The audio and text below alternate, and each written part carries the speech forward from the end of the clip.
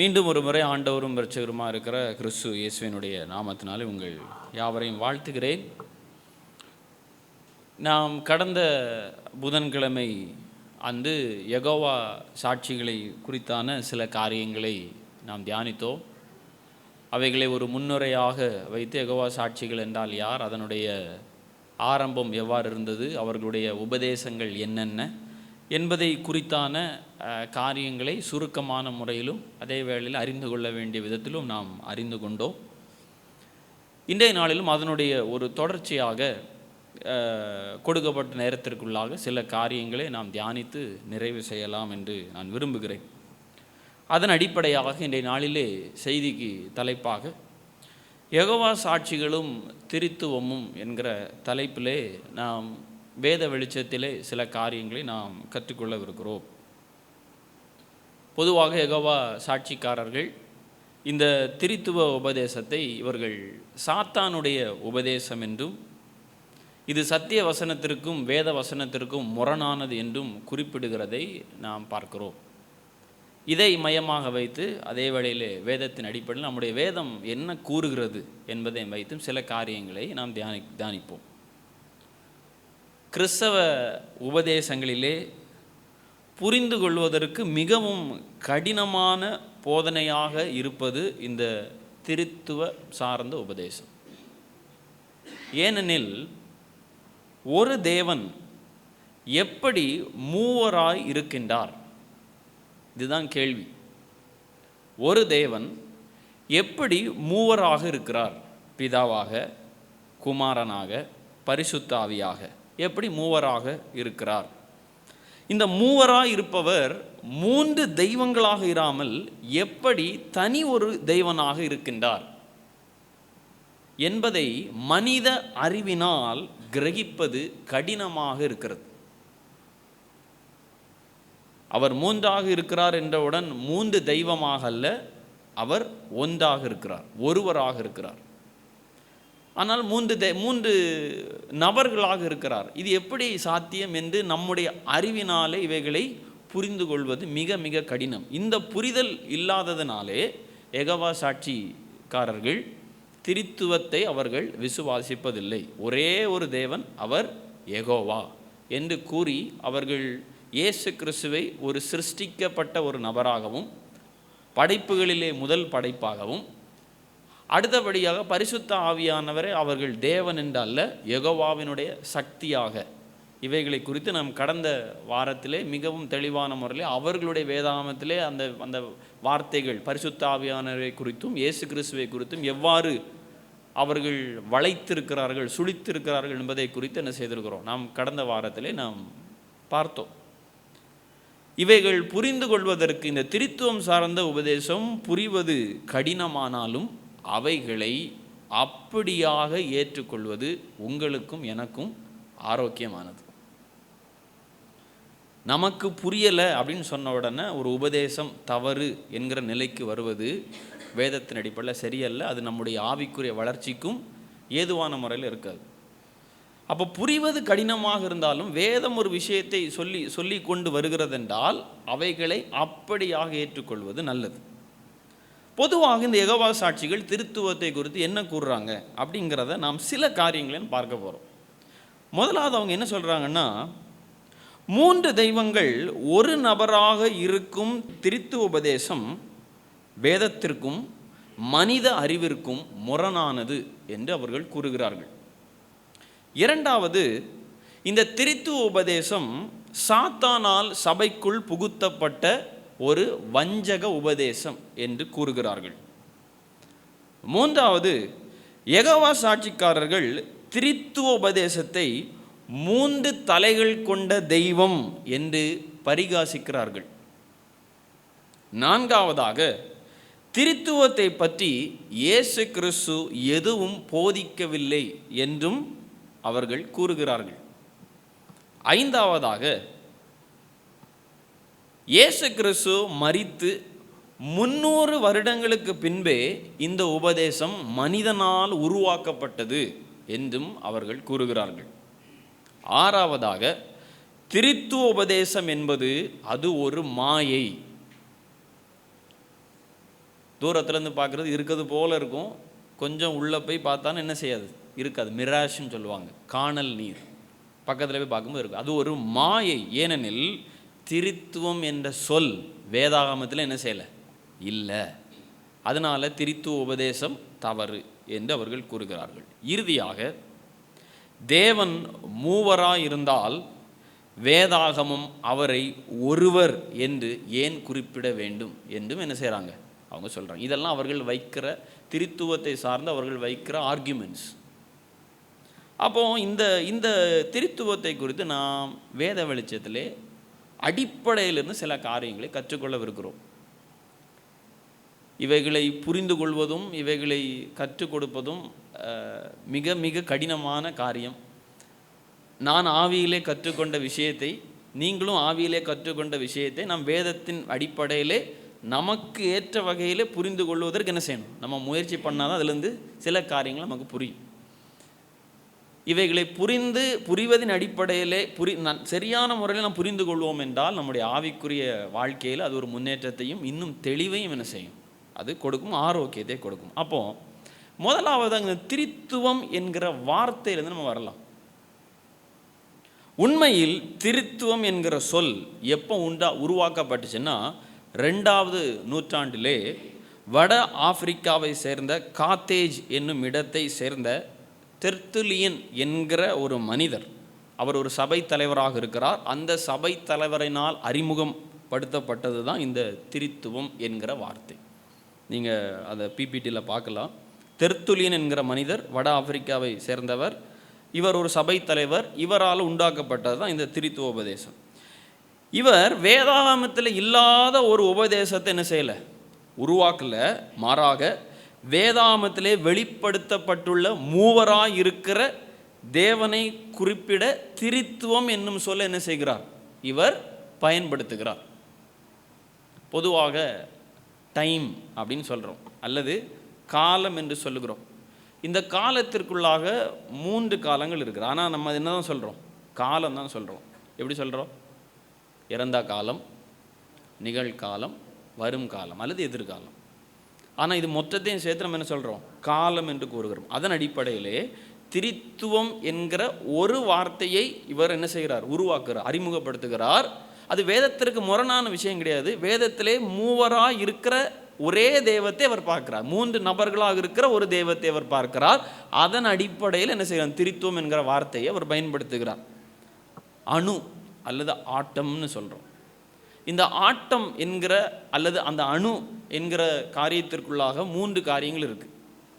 Electron இருக்குது, proton இருக்குது, neutron இருக்குது. இதெல்லாம் சேர்ந்தது தான் ஆட்டம் அல்லது அணு என்று கூறுகிறோம்.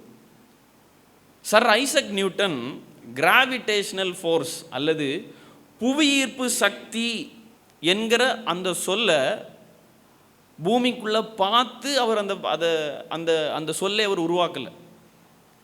பூமிக்குள்ளாக புவியீர்ப்பு சக்தி இருக்கிறது என்பதை மனிதர்கள் புரிந்து கொள்வதற்காக அந்த வார்த்தை என்ன செய்கிறார், உருவாக்குகிறார்.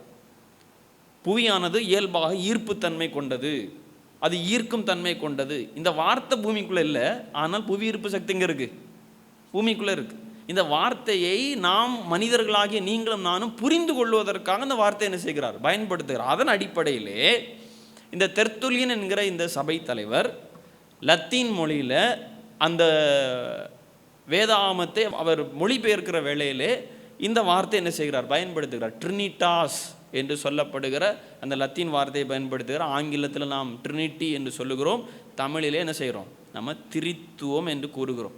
இந்த வேதத்தினுடைய மூல மொழியில் இந்த சொல்லிற்கு என்ன அர்த்தம் என்றால், கிரேக்கம் அல்லது எபிரேயத்தில் என்ன அர்த்தம்னு கேட்டிங்கன்னா, 1ல் 3, 1க்குள்ளே என்னது இருக்குது, 3 இருக்குது, அல்லது 3 எப்படி இருக்குது, ஒன்றாக இருக்கிறது என்று அர்த்தத்திலே இந்த ட்ரினிட்டி அல்லது திரித்துவம் என்கிற சொல் பயன்படுத்தப்படுகிறது.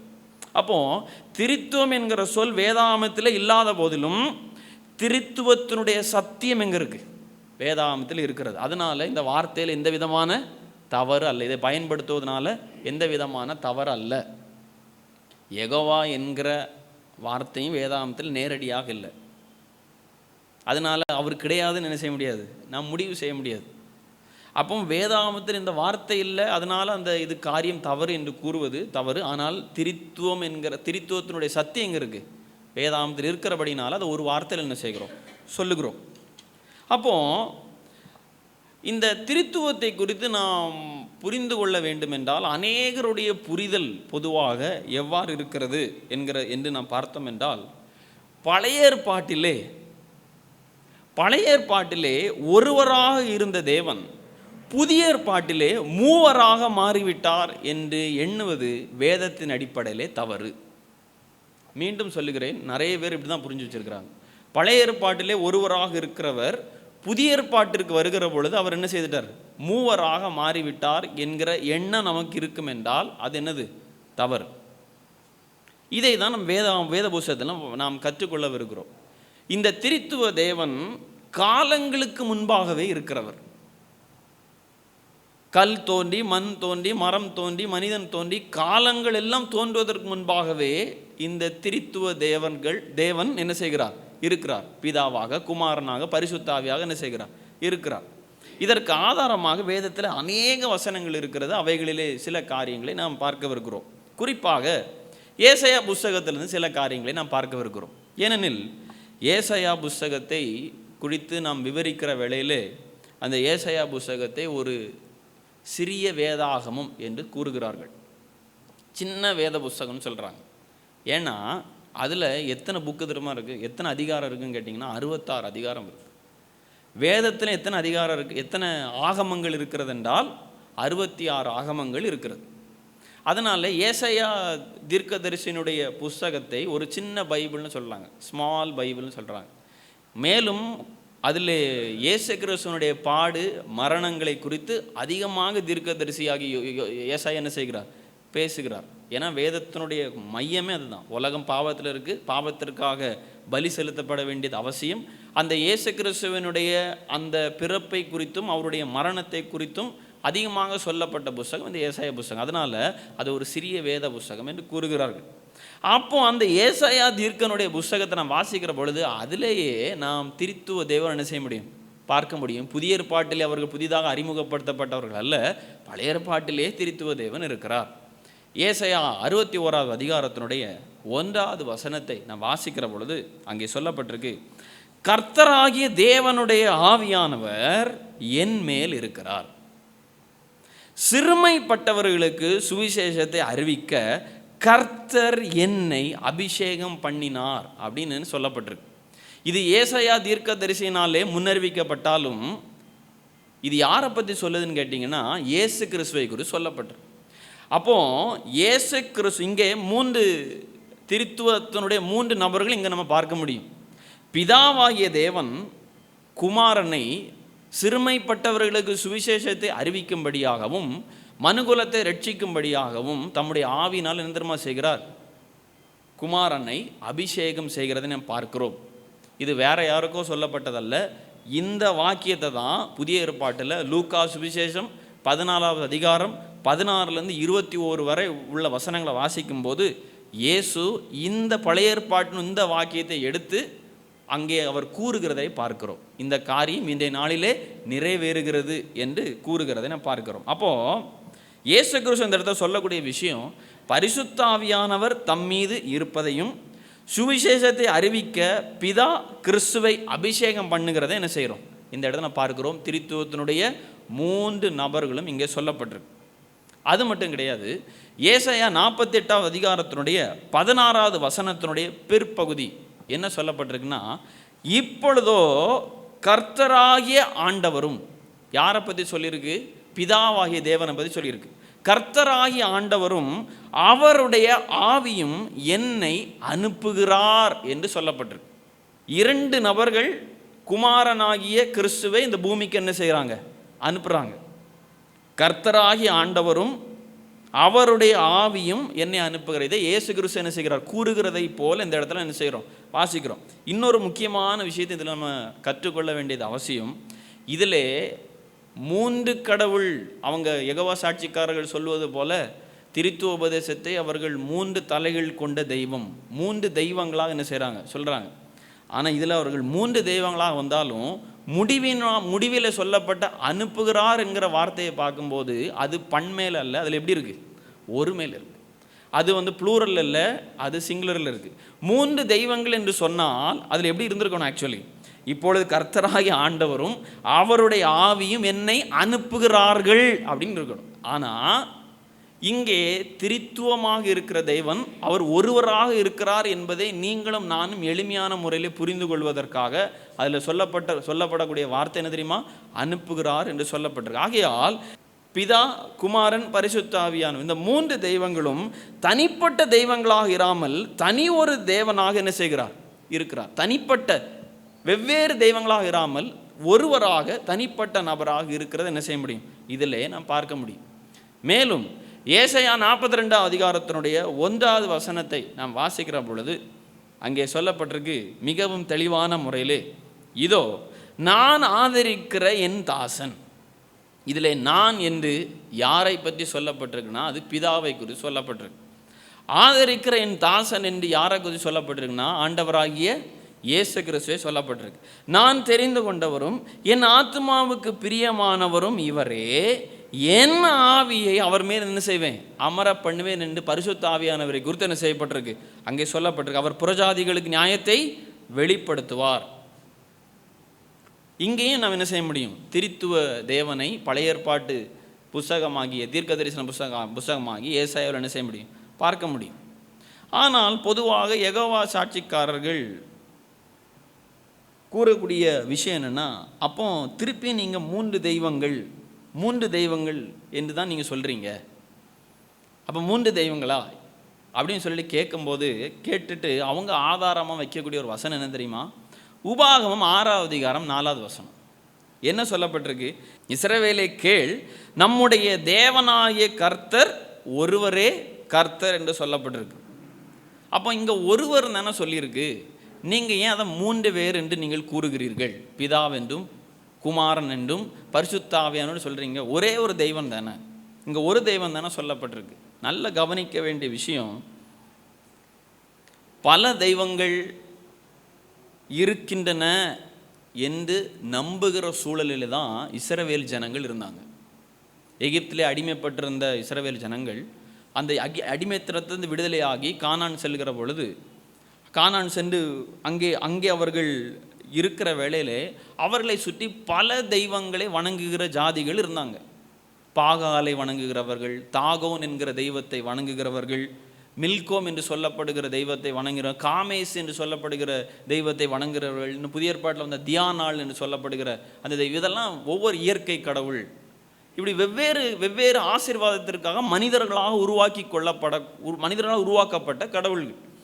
அப்போ அப்படிப்பட்ட பல தெய்வம் வணக்கங்கள் நிறைந்த அந்த சூழலில் தான் இஸ்ரவேல் ஜனங்கள் இருக்கும்போது அந்த இடத்துல தான் ஆண்டவர் என்ன சொல்கிறார்? இந்த விஷயத்தை சொல்கிறார். இஸ்ரவேலே கேள், நம்முடைய தேவனாகிய கர்த்தர் ஒருவரே கர்த்தர் என்று சொல்லப்பட்டிருக்கு. நல்லா கவனிக்கணும். இதில் அவங்க எடுக்கக்கூடிய வார்த்தை என்னன்னு கேட்டிங்கன்னா, ஒருத்தர் தானே, ஒருவரே கர்த்தர் தானே சொல்லியிருக்கு.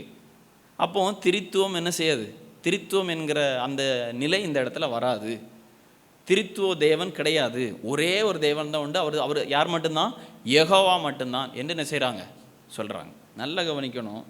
இதில் ஒரு என்று சொல்லப்படுகிற அந்த சொல் திரித்துவராக இருக்கிற தேவனை மறுதலிக்கவே இல்லை. எப்படி சொல்கிறீங்க அப்படின்னு நீங்கள் கேட்கலாம். நல்லா கவனிக்கணும். நாம் இப்போது மூலமொழியில் போய் நின்று இந்த வசனத்தை நாம் கற்கவிருக்கிறோம். மூலமொழி உங்களுக்கும் தெரியாது, எனக்கும் தெரியாது. ஆனால் மூலமொழியை நீங்களும் நானும் புரிந்து கொள்வதற்கு ஏற்ற வகையிலே அந்த மூலமொழியில் எடுக்கப்பட்ட அந்த வார்த்தையை இங்கிலீஷில் என்ன செய்கிறாங்க? அழகாக நீங்களும் நானும் புரிந்து கொள்வதற்கு ஏற்ற முறையில் எழுதியிருக்கிறாங்க. அதை அப்படி எழுதியிருக்கிறாங்க. அதில் என்ன, இப்போ ஒரு வார்த்தையை நம்ம தமிழில் எப்படி ப்ரொனவுன்ஸ் பண்ணுறோமோ அந்த வார்த்தை இங்கிலீஷ்லேயும் என்ன செய்கிறாங்க? எழுதி அதை ப்ரொனவுன்ஸ் பண்ணுறது போல் மூலமொழி, அதாவது பொதுவாக பழைய ஏற்பாடு என்பது எபிரேய மொழியிலும் புதிய ஏற்பாடு கிரேக்க மொழியிலும் இதான் அதனுடைய மூலமொழி. நாம் இன்றைக்கி தமிழில் எளிமையான முறையில் என்ன செய்கிறோம்? புரிந்து கொள்கிறோம். இதில் சில எழுத்து பிழைகள், சில வார்த்தை நெளிவுகள் என்ன செய்யலாம், இதில் இருக்கலாம். ஆனால் மூலமொழியில் என்ன செய்யாது? எந்த விதமான கரைதிரை பிழை என்ன செய்யாது, இருக்காது. அப்போ அந்த மூலமொழியில் இந்த வார்த்தைக்கு என்ன அர்த்தம், மூலமொழி இதை குறித்து என்ன சொல்லப்பட்டிருக்கிறது என்பதை நீங்களும் நானும் புரிந்து கொள்கிற வகையில் இன்றைக்கி அதற்கு பின்பாக நிறைய பேர் ஆராய்ச்சி செய்து அதை இன்றைக்கி டிஜிட்டலாக என்ன செய்துட்டாங்க, கொண்டு வந்துட்டாங்க. ஏதாவது நமக்கு சில காரியம் புரியலைன்னா அங்கே போய் என்ன செய்யலாம், தேடி நாம் கற்றுக்கொள்ளலாம். அப்போ அதன் அடிப்படையில் அவைகளை உங்களுக்கு புரிந்து கொள்வதற்காக பவர் பாயிண்ட்டாக பண்ணியிருக்கிறேன். அதில் என்ன சொல்லப்பட்டிருக்குன்னா, டியூட்ரானமி சாப்டர் 6 verse 4 ஆங்கிலத்தில் வாசிக்கிறேன். Hear O Israel, the Lord our God, the Lord is one அப்படின்னு சொல்லப்பட்டிருக்கு. நம் தமிழ் வேதாந்தம் சொல்லப்பட்டது போல தான் என்ன செய்யப்பட்டிருக்கு, சொல்லப்பட்டிருக்கு. ஆனால் மூல மொழியில் ஒரு என்பதை குறிப்பிடுகிற வார்த்தை அங்கே நீங்கள் பார்த்தீங்கன்னா, நான் உங்களுக்கு மஞ்சள் கலரில் அடையாளம் பண்ணி வச்சுருப்பேன். இஸ் ஒன் என்கிற வார்த்தைக்கு அங்கே சைடில் இந்த புரியாத மொழிகளில் எழுதப்பட்டிருக்கும். அது பக்கத்தில் இஹெச்ஏடி என்று சொல்லப்படுகிறது. ஈகாட் அதான் அதனுடைய மூல மொழியில் ஒன் என்பதற்கு அர்த்தம். அதாவது எபிரேய பதத்தில் ஈகாட் அப்படின்னு சொன்னால் தான் அதுக்கு அர்த்தம் என்னது, ஒன்றுன்னு அர்த்தம், ஒரு என்று அர்த்தம். இந்த ஈகாட் என்று சொல்லப்படுகிற அல்லது ஏகாட் என்று சொல்லப்படுகிற இந்த வார்த்தை ஒருமையில் எதையும் குறிப்பிடுவதற்கு வேதாமத்தில் என்ன செய்யலை, எந்த இடத்துலையும் பயன்படுத்தப்படவில்லை. புரியுதா நான் சொல்கிறது? இந்த ஏகாட் என்று சொல்லப்படுகிற இந்த வார்த்தை, இந்த சின்ன வார்த்தை ஒருமையில் ஒன்று என்று சொல்வதற்கு எந்த வகையில் என்ன செய்யலை. நம்ம ஒரு அப்படின்னா என்ன செய்வோம், ஒன்று எடுத்துகிட்டு வருவோம். ஆனால் மூல மொழியில் ஈகாட் என்று சொல்லப்படுவது ஒருமையை என்ன செய்யலை, சொல்லவில்லை. எப்படி சொல்கிறீங்க, ஒன்றுக்கு மேற்பட்ட ஒரு காரியத்தை சொல்கிறதுக்கு தான் என்ன செய்திருக்கு, இந்த ஈகாட் என்று சொல்லப்படுகிற அந்த பதம் பயன்படுத்தப்பட்டிருக்கு.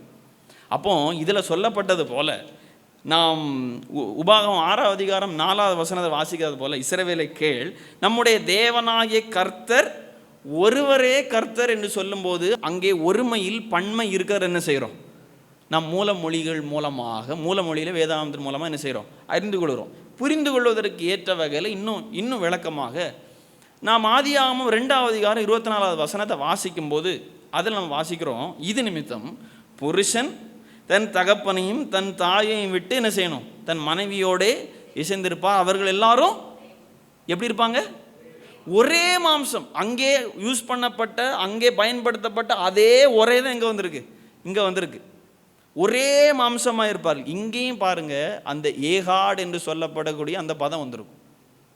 அப்போ ஒரே என்று சொல்லப்படுகிற ஏகாட் அது ஒரே மாம்சம் என்று சொல்லப்பட்டிருந்தாலும் அதுக்குள்ள எத்தனை பேர் இருக்கிறாங்க, 2 பேர் இருக்காங்க. யாரெல்லாம், ஆதாமும் ஏவாளும், கணவனும் மனைவியுமாக இணைந்து அவங்க எப்படி இருக்கிறாங்க, ஒரே மாம்சமாக. அப்போ அது ஒருமையில் சொல்லப்பட்ட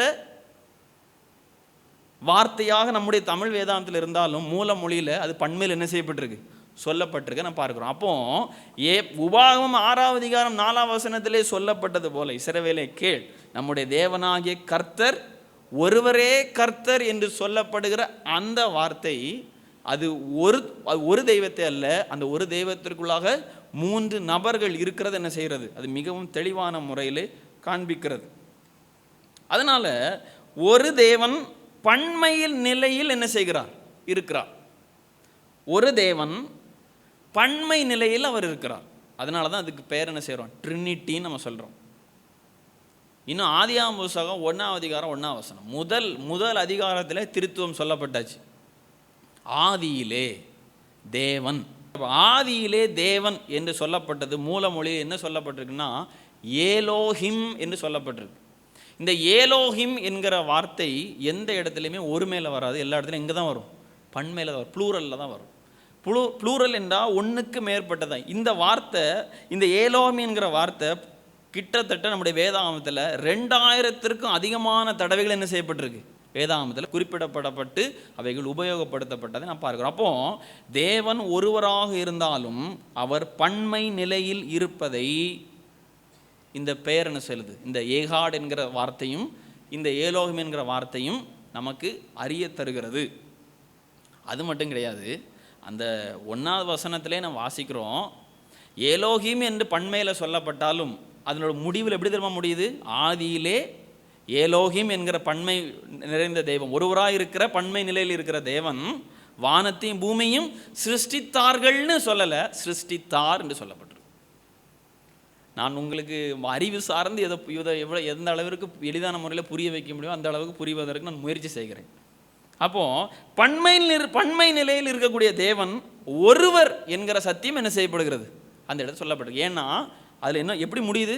சிருஷ்டித்தார்கள் என்று சொல்லப்படலை, சிருஷ்டித்தார் என்று சொல்லப்படுகிறது. அது மட்டும் கிடையாது, தேவன் தம்மை பற்றி ஜனங்களுக்கு அறிமுகப்படுத்துகிற பொழுதும் தம்மை ஒரு திரித்துவ தெய்வமாக அறிவிக்கிறது என்ன செய்கிறோம்? அறிமுகப்படுத்துகிறத பார்க்கிறோம்.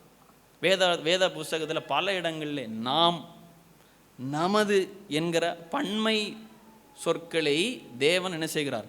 குறிப்பிடுகிறதை நாம் பார்க்கிறோம். உதாரணமாக பாருங்க, ஆதியாகமம் 1:26 என்ன சொல்லப்பட்டிருக்கு? தேவன் நமது சாயலாகவும் நமது ரூபத்தின்படி என்ன செய்வோம்? மனுஷனை உண்டாக்குவோமாக. நமது என்று சொல்லப்படுகிறது. அதில் என்ன சொல்லப்பட்டிருக்கு தெரியுமா? 3 பன்மை நிலையில் சொல்லப்பட்டிருக்கு. திரித்துவ தேவனை பற்றி சொல்லப்பட்டிருக்கு. அது மட்டும் கிடையாது, ஆதியாகமம் 3:22 வாசிக்கும் போது அங்கே சொல்லப்பட்டிருக்கு, மனிதன் என்று ஆரம்பித்து நம்மில் ஒருவனை போல என்ன செய்தான்? மனுஷன் ஆனான். நம்மில் ஒருவனை போல, அதாவது ஆண்டவருக்கு என்னென்ன சாயல் உண்டோ அந்தந்த சாயலை அவர் மனிதனோடு செய்திருக்கார் தெரியுமா? பகிர்ந்து கொடுத்திருக்கிறார். அதனால தான் மனுஷன் என்ன செய்கிறான்? சிந்திக்கிறான். அவன் சில காரியங்களை அவனும் யோசிக்கிறான், அவனும் தெரிந்து கொள்ளுகிறான். ஏனெனில் தேவனுக்கு அந்தந்த பண்புகள் என்ன செய்கிறது? இருக்கிறது. அவர் சில பண்புகளை மனிதனோடு என்ன செய்கிறார் தெரியுமா? அவர் பகிர்ந்து கொடுத்திருக்கிறார். தன்னுடைய சில பண்புகளை பகிர்ந்து கொடுத்திருக்கிறார். எப்படின்னா, நான் அற்புதம் செய்கிறபடியால் நீங்களும் அற்புதம் செய்யுங்க அப்படின்னு அவர் சொல்லலை. இது அவருடைய வல்லமை சார்ந்த குணம். ஆனால் அவர் இடத்துல சொல்லியிருக்கிறாரு, நான் பரிசுத்தராக இருக்கிறபடியால் நீங்களும் எப்படி இருங்க? பரிசுத்தராக இருங்கள். தம்முடைய சில பண்புகளை மனிதனோடு அவர் என்ன செய்கிறார்? பகிர்ந்து கொடுக்கிறதை பார்க்கணும். இது எப்போ? வீழ்ச்சிக்கு முன்பாக.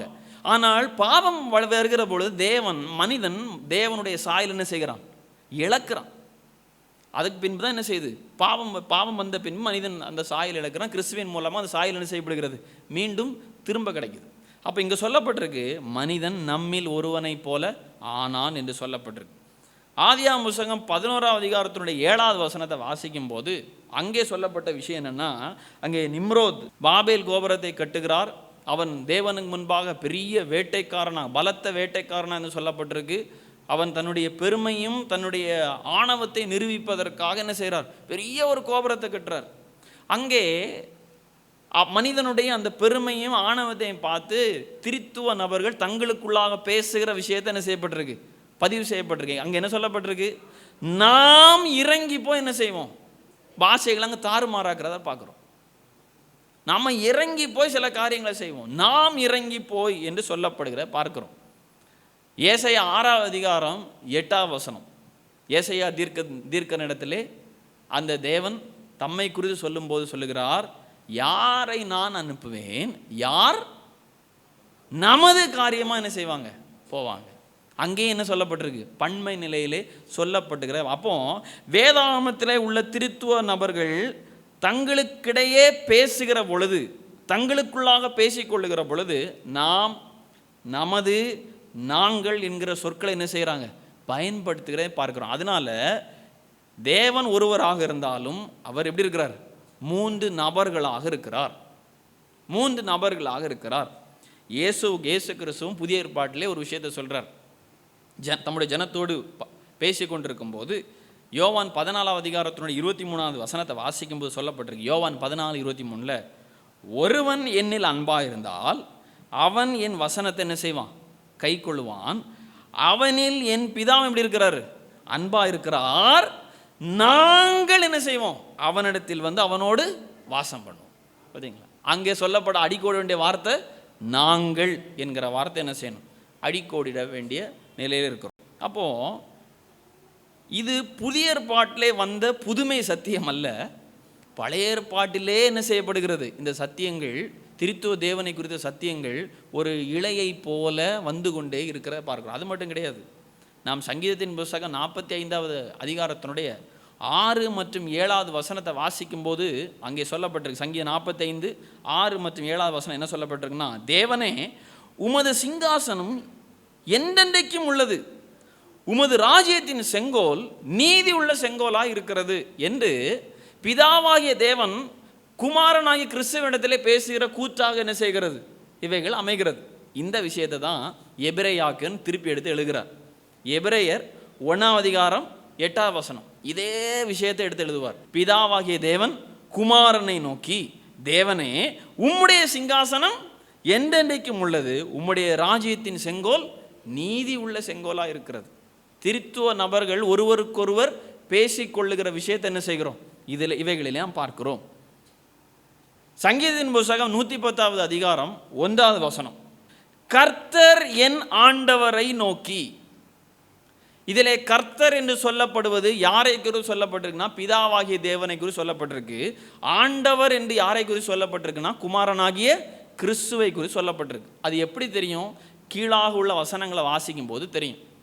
பவர் பாயிண்டில் உங்களுக்காக போட்டிருக்கேன். அதை 4வது வசனத்தில் சொல்லியிருக்கிறாரு, மெல்கிசேதேக்கின் முறைமையின்படியாக ஆசாரியராக வந்தவர். அது யாருன்னு கேட்டிங்கன்னா, ஆண்டவராகிய இயேசு கிறிஸ்து. கீழே சில வசனங்கள் போடப்பட்டிருக்கு. அதை வீட்டில் போய் அதெல்லாம் வாசிக்கிறதுக்கு நேரம் இல்லை.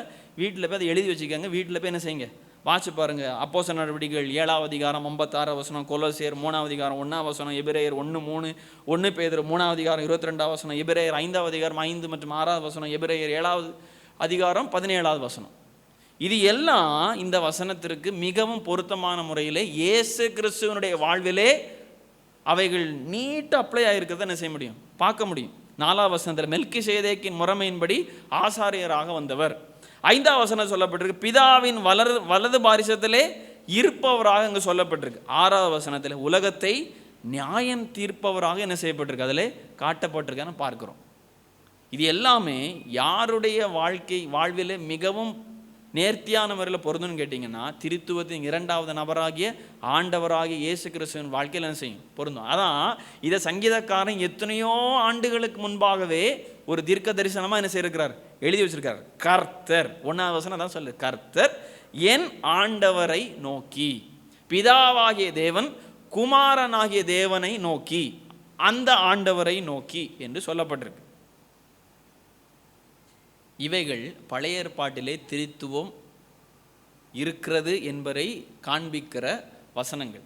புதிய ஏற்பாட்டினுடைய சூழலுக்கு வந்தால் அங்கே மிகவும் தெளிவான முறையில் திருத்துவம் அவர்கள் என்ன செய்ய முடியும், நம்ம பார்க்க முடியும். இவைகள் தெளிவாகவும் முழுமையாகவும் என்ன செய்யப்பட்டிருக்கு, வெளிப்படுத்தப்பட்டிருக்கிறது. குறிப்பாக நாம் இந்த சம்பவத்தை மிகவும் தெளிவான முறையிலே பார்க்க வேண்டும் என்றால், மத்தேயு சுவிசேஷம் 3வது அதிகாரத்தினுடைய 16 மற்றும் 17 வசனத்தை வாசிக்கும் போது, அங்கே ஆண்டவராகிய இயேசு கிறிஸ்து ஞானஸ்நானம் எடுப்பதற்காக அவர் யோவான் ஸ்நானகணத்தில் செல்கிறார். அங்கே அவர் தண்ணீரில் மூழ்கி வெளியே வருகிற பொழுது, திருத்துவத்தினுடைய 2வது நபர் தண்ணீரில் நிற்கிறார். வானத்திலிருந்து ஒரு சத்தம் கேட்கிறது. அது யாருடைய சத்தம், பிதாவாகிய தேவனுடைய சத்தம். திருத்துவனுடைய 2வது நபர் என்ன செய்கிறார், பூமியில் நிற்கிறார். பரிசுத்த ஆவியானவர் புறாவினுடைய வடிவில் வந்து இறங்குகிறத என்ன செய்கிறோம், நாம் பார்க்க முடியும். மத்தேயு 3வது அதிகாரம் 16 மற்றும் 17 வசனம். வானத்திலிருந்து ஒரு சத்தம் உண்டாகி, இவர் என்னுடைய நேசகுமாரன், இவரில் பிரியமாய் இருக்கிறேன். அப்போ 3 நபர்களையும் என்ன செய்ய முடியும், அதெல்லாம் பார்க்க முடியும். 3 நபர்கள் அங்கே இருக்கிறாங்க.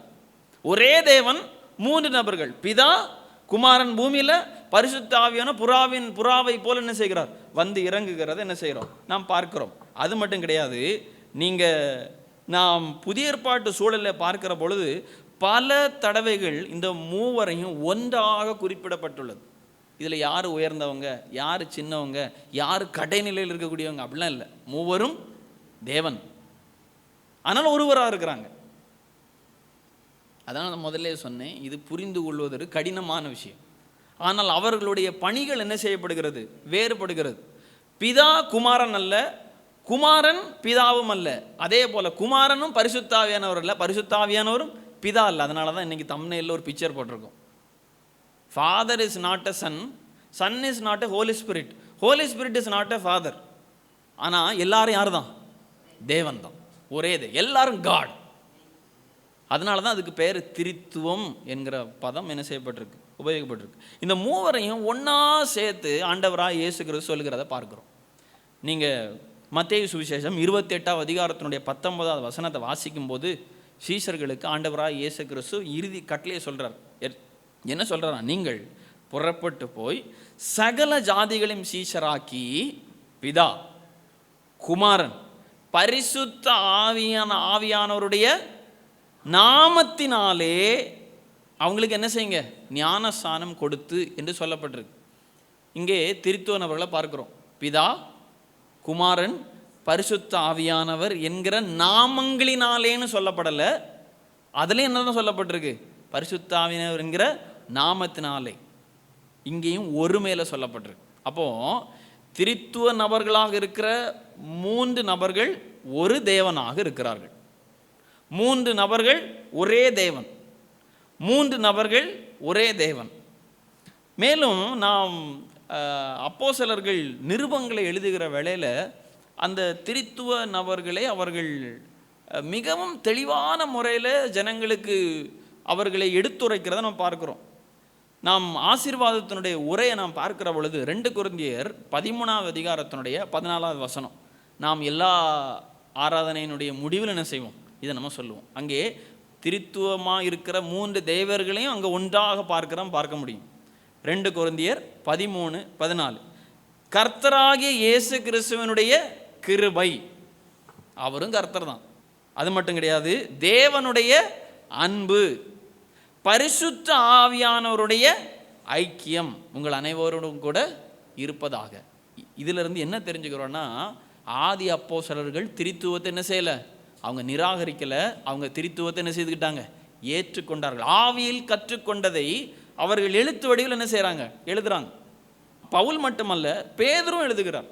1 பேதுரு 1ஆம் அதிகாரத்தினுடைய 2வது வசனத்தை வாசிக்கும் போது, பிதாவாகிய தேவனுடைய முன்னறிவின்படியே, இது பிதாவாகிய தேவனுக்கு சொல்றார், ஆவியானவரின் பரிசுத்தமாகுதலினாலே, ஆவியானவர் உங்களையும் என்னையும் சத்திய பாதையிலே நடத்தி பாவத்தை குறித்தும் நீதியை குறித்தும் நியாய தீர்ப்பை நமக்கு உணர்த்தி நம்மை கடிந்து கொண்டு பரிசுத்த பாதையிலே நம்மை நகர்த்துகிறவர் யாரு, ஆவியானவர். பிதாவாகிய தேவனுடைய முன்னறிவின்படியே ஆவியானவரின் பரிசுத்தமாகுதலினாலும் கீழ்ப்படிதலுக்கும் இயேசு கிறிஸ்துவனுடைய இரத்தம் தெளிக்கப்படுதலுக்கும் தெரிந்து கொள்ளப்பட்ட பரதேசிகளுக்கு எழுதுகிறதாவது. அவர் நிருபத்தை ஆரம்பிக்கும் போதே எப்படி தான் எழுதுறாரு, அந்த திரித்துவ தேவனை எழுதி அவர் மூலமாக தெரிந்து கொள்ளப்பட்ட இந்த பூமியில் வாழ்றக்கூடிய விசுவாசிகளாகிய உங்களுக்கும் எனக்கு அவர் எழுதுறார். இந்த பூமிக்குரிய வாழ்க்கை நிலையற்ற வாழ்க்கை, அதனால தான் அவர் பரதேசிகள் என்று கூறுகிறார். இது சில நாள் இருந்து ஒளிந்து போகக்கூடிய வாழ்க்கை.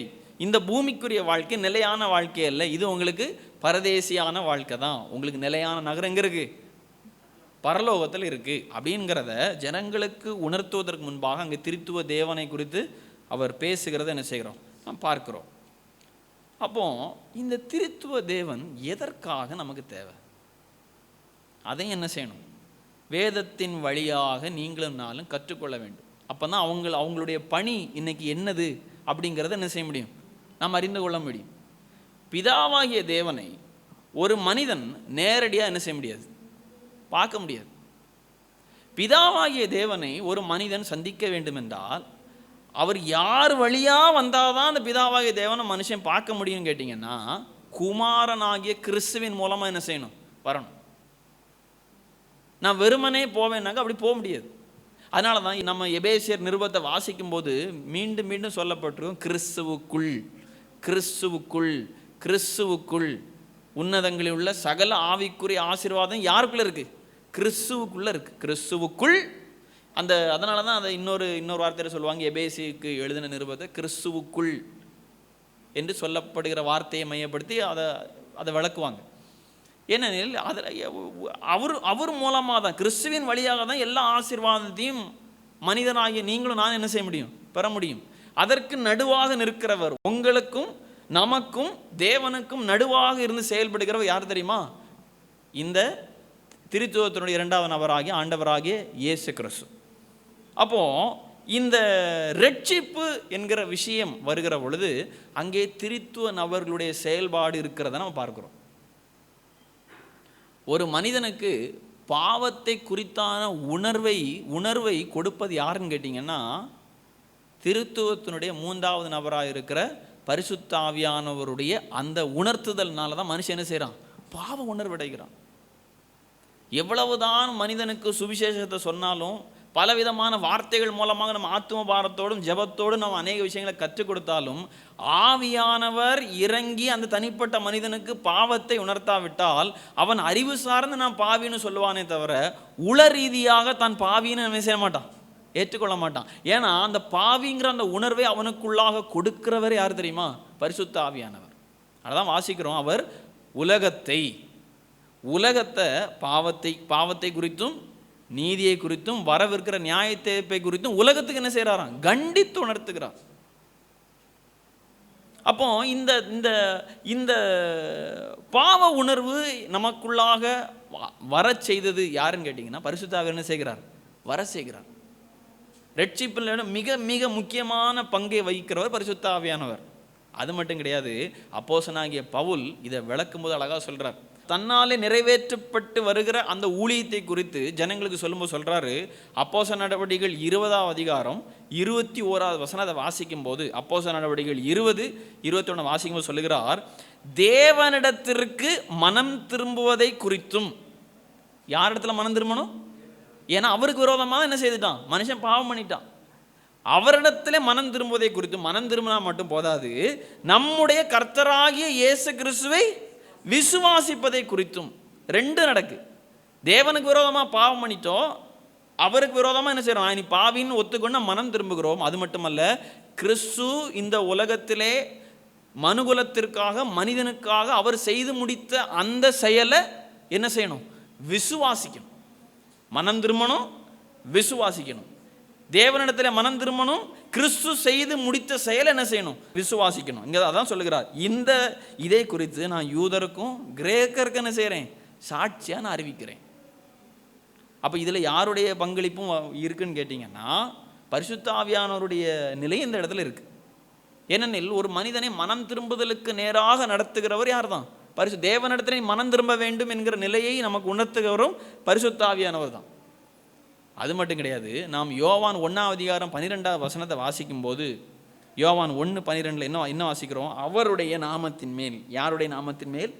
ஆண்டவராகிய இயேசு கிறிஸ்துவனுடைய நாமத்தின் மேல் விசுவாசம் உள்ளவர்களாய் அந்த இயேசு கிறிஸ்துவை எத்தனை பேர் ஏற்றுக்கொள்கிறார்களோ அத்தனை பேரும் தேவனுடைய பிதாவினுடைய பிள்ளைகளாகும்படிக்கு அவருக்கு என்ன செய்கிறார்?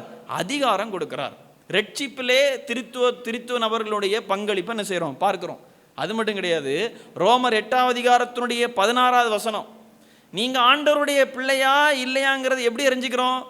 யாரோ ஒருவர் சொல்லி அல்ல, ஏதோ ஒரு நாம் செய்தி கேட்ட அல்ல.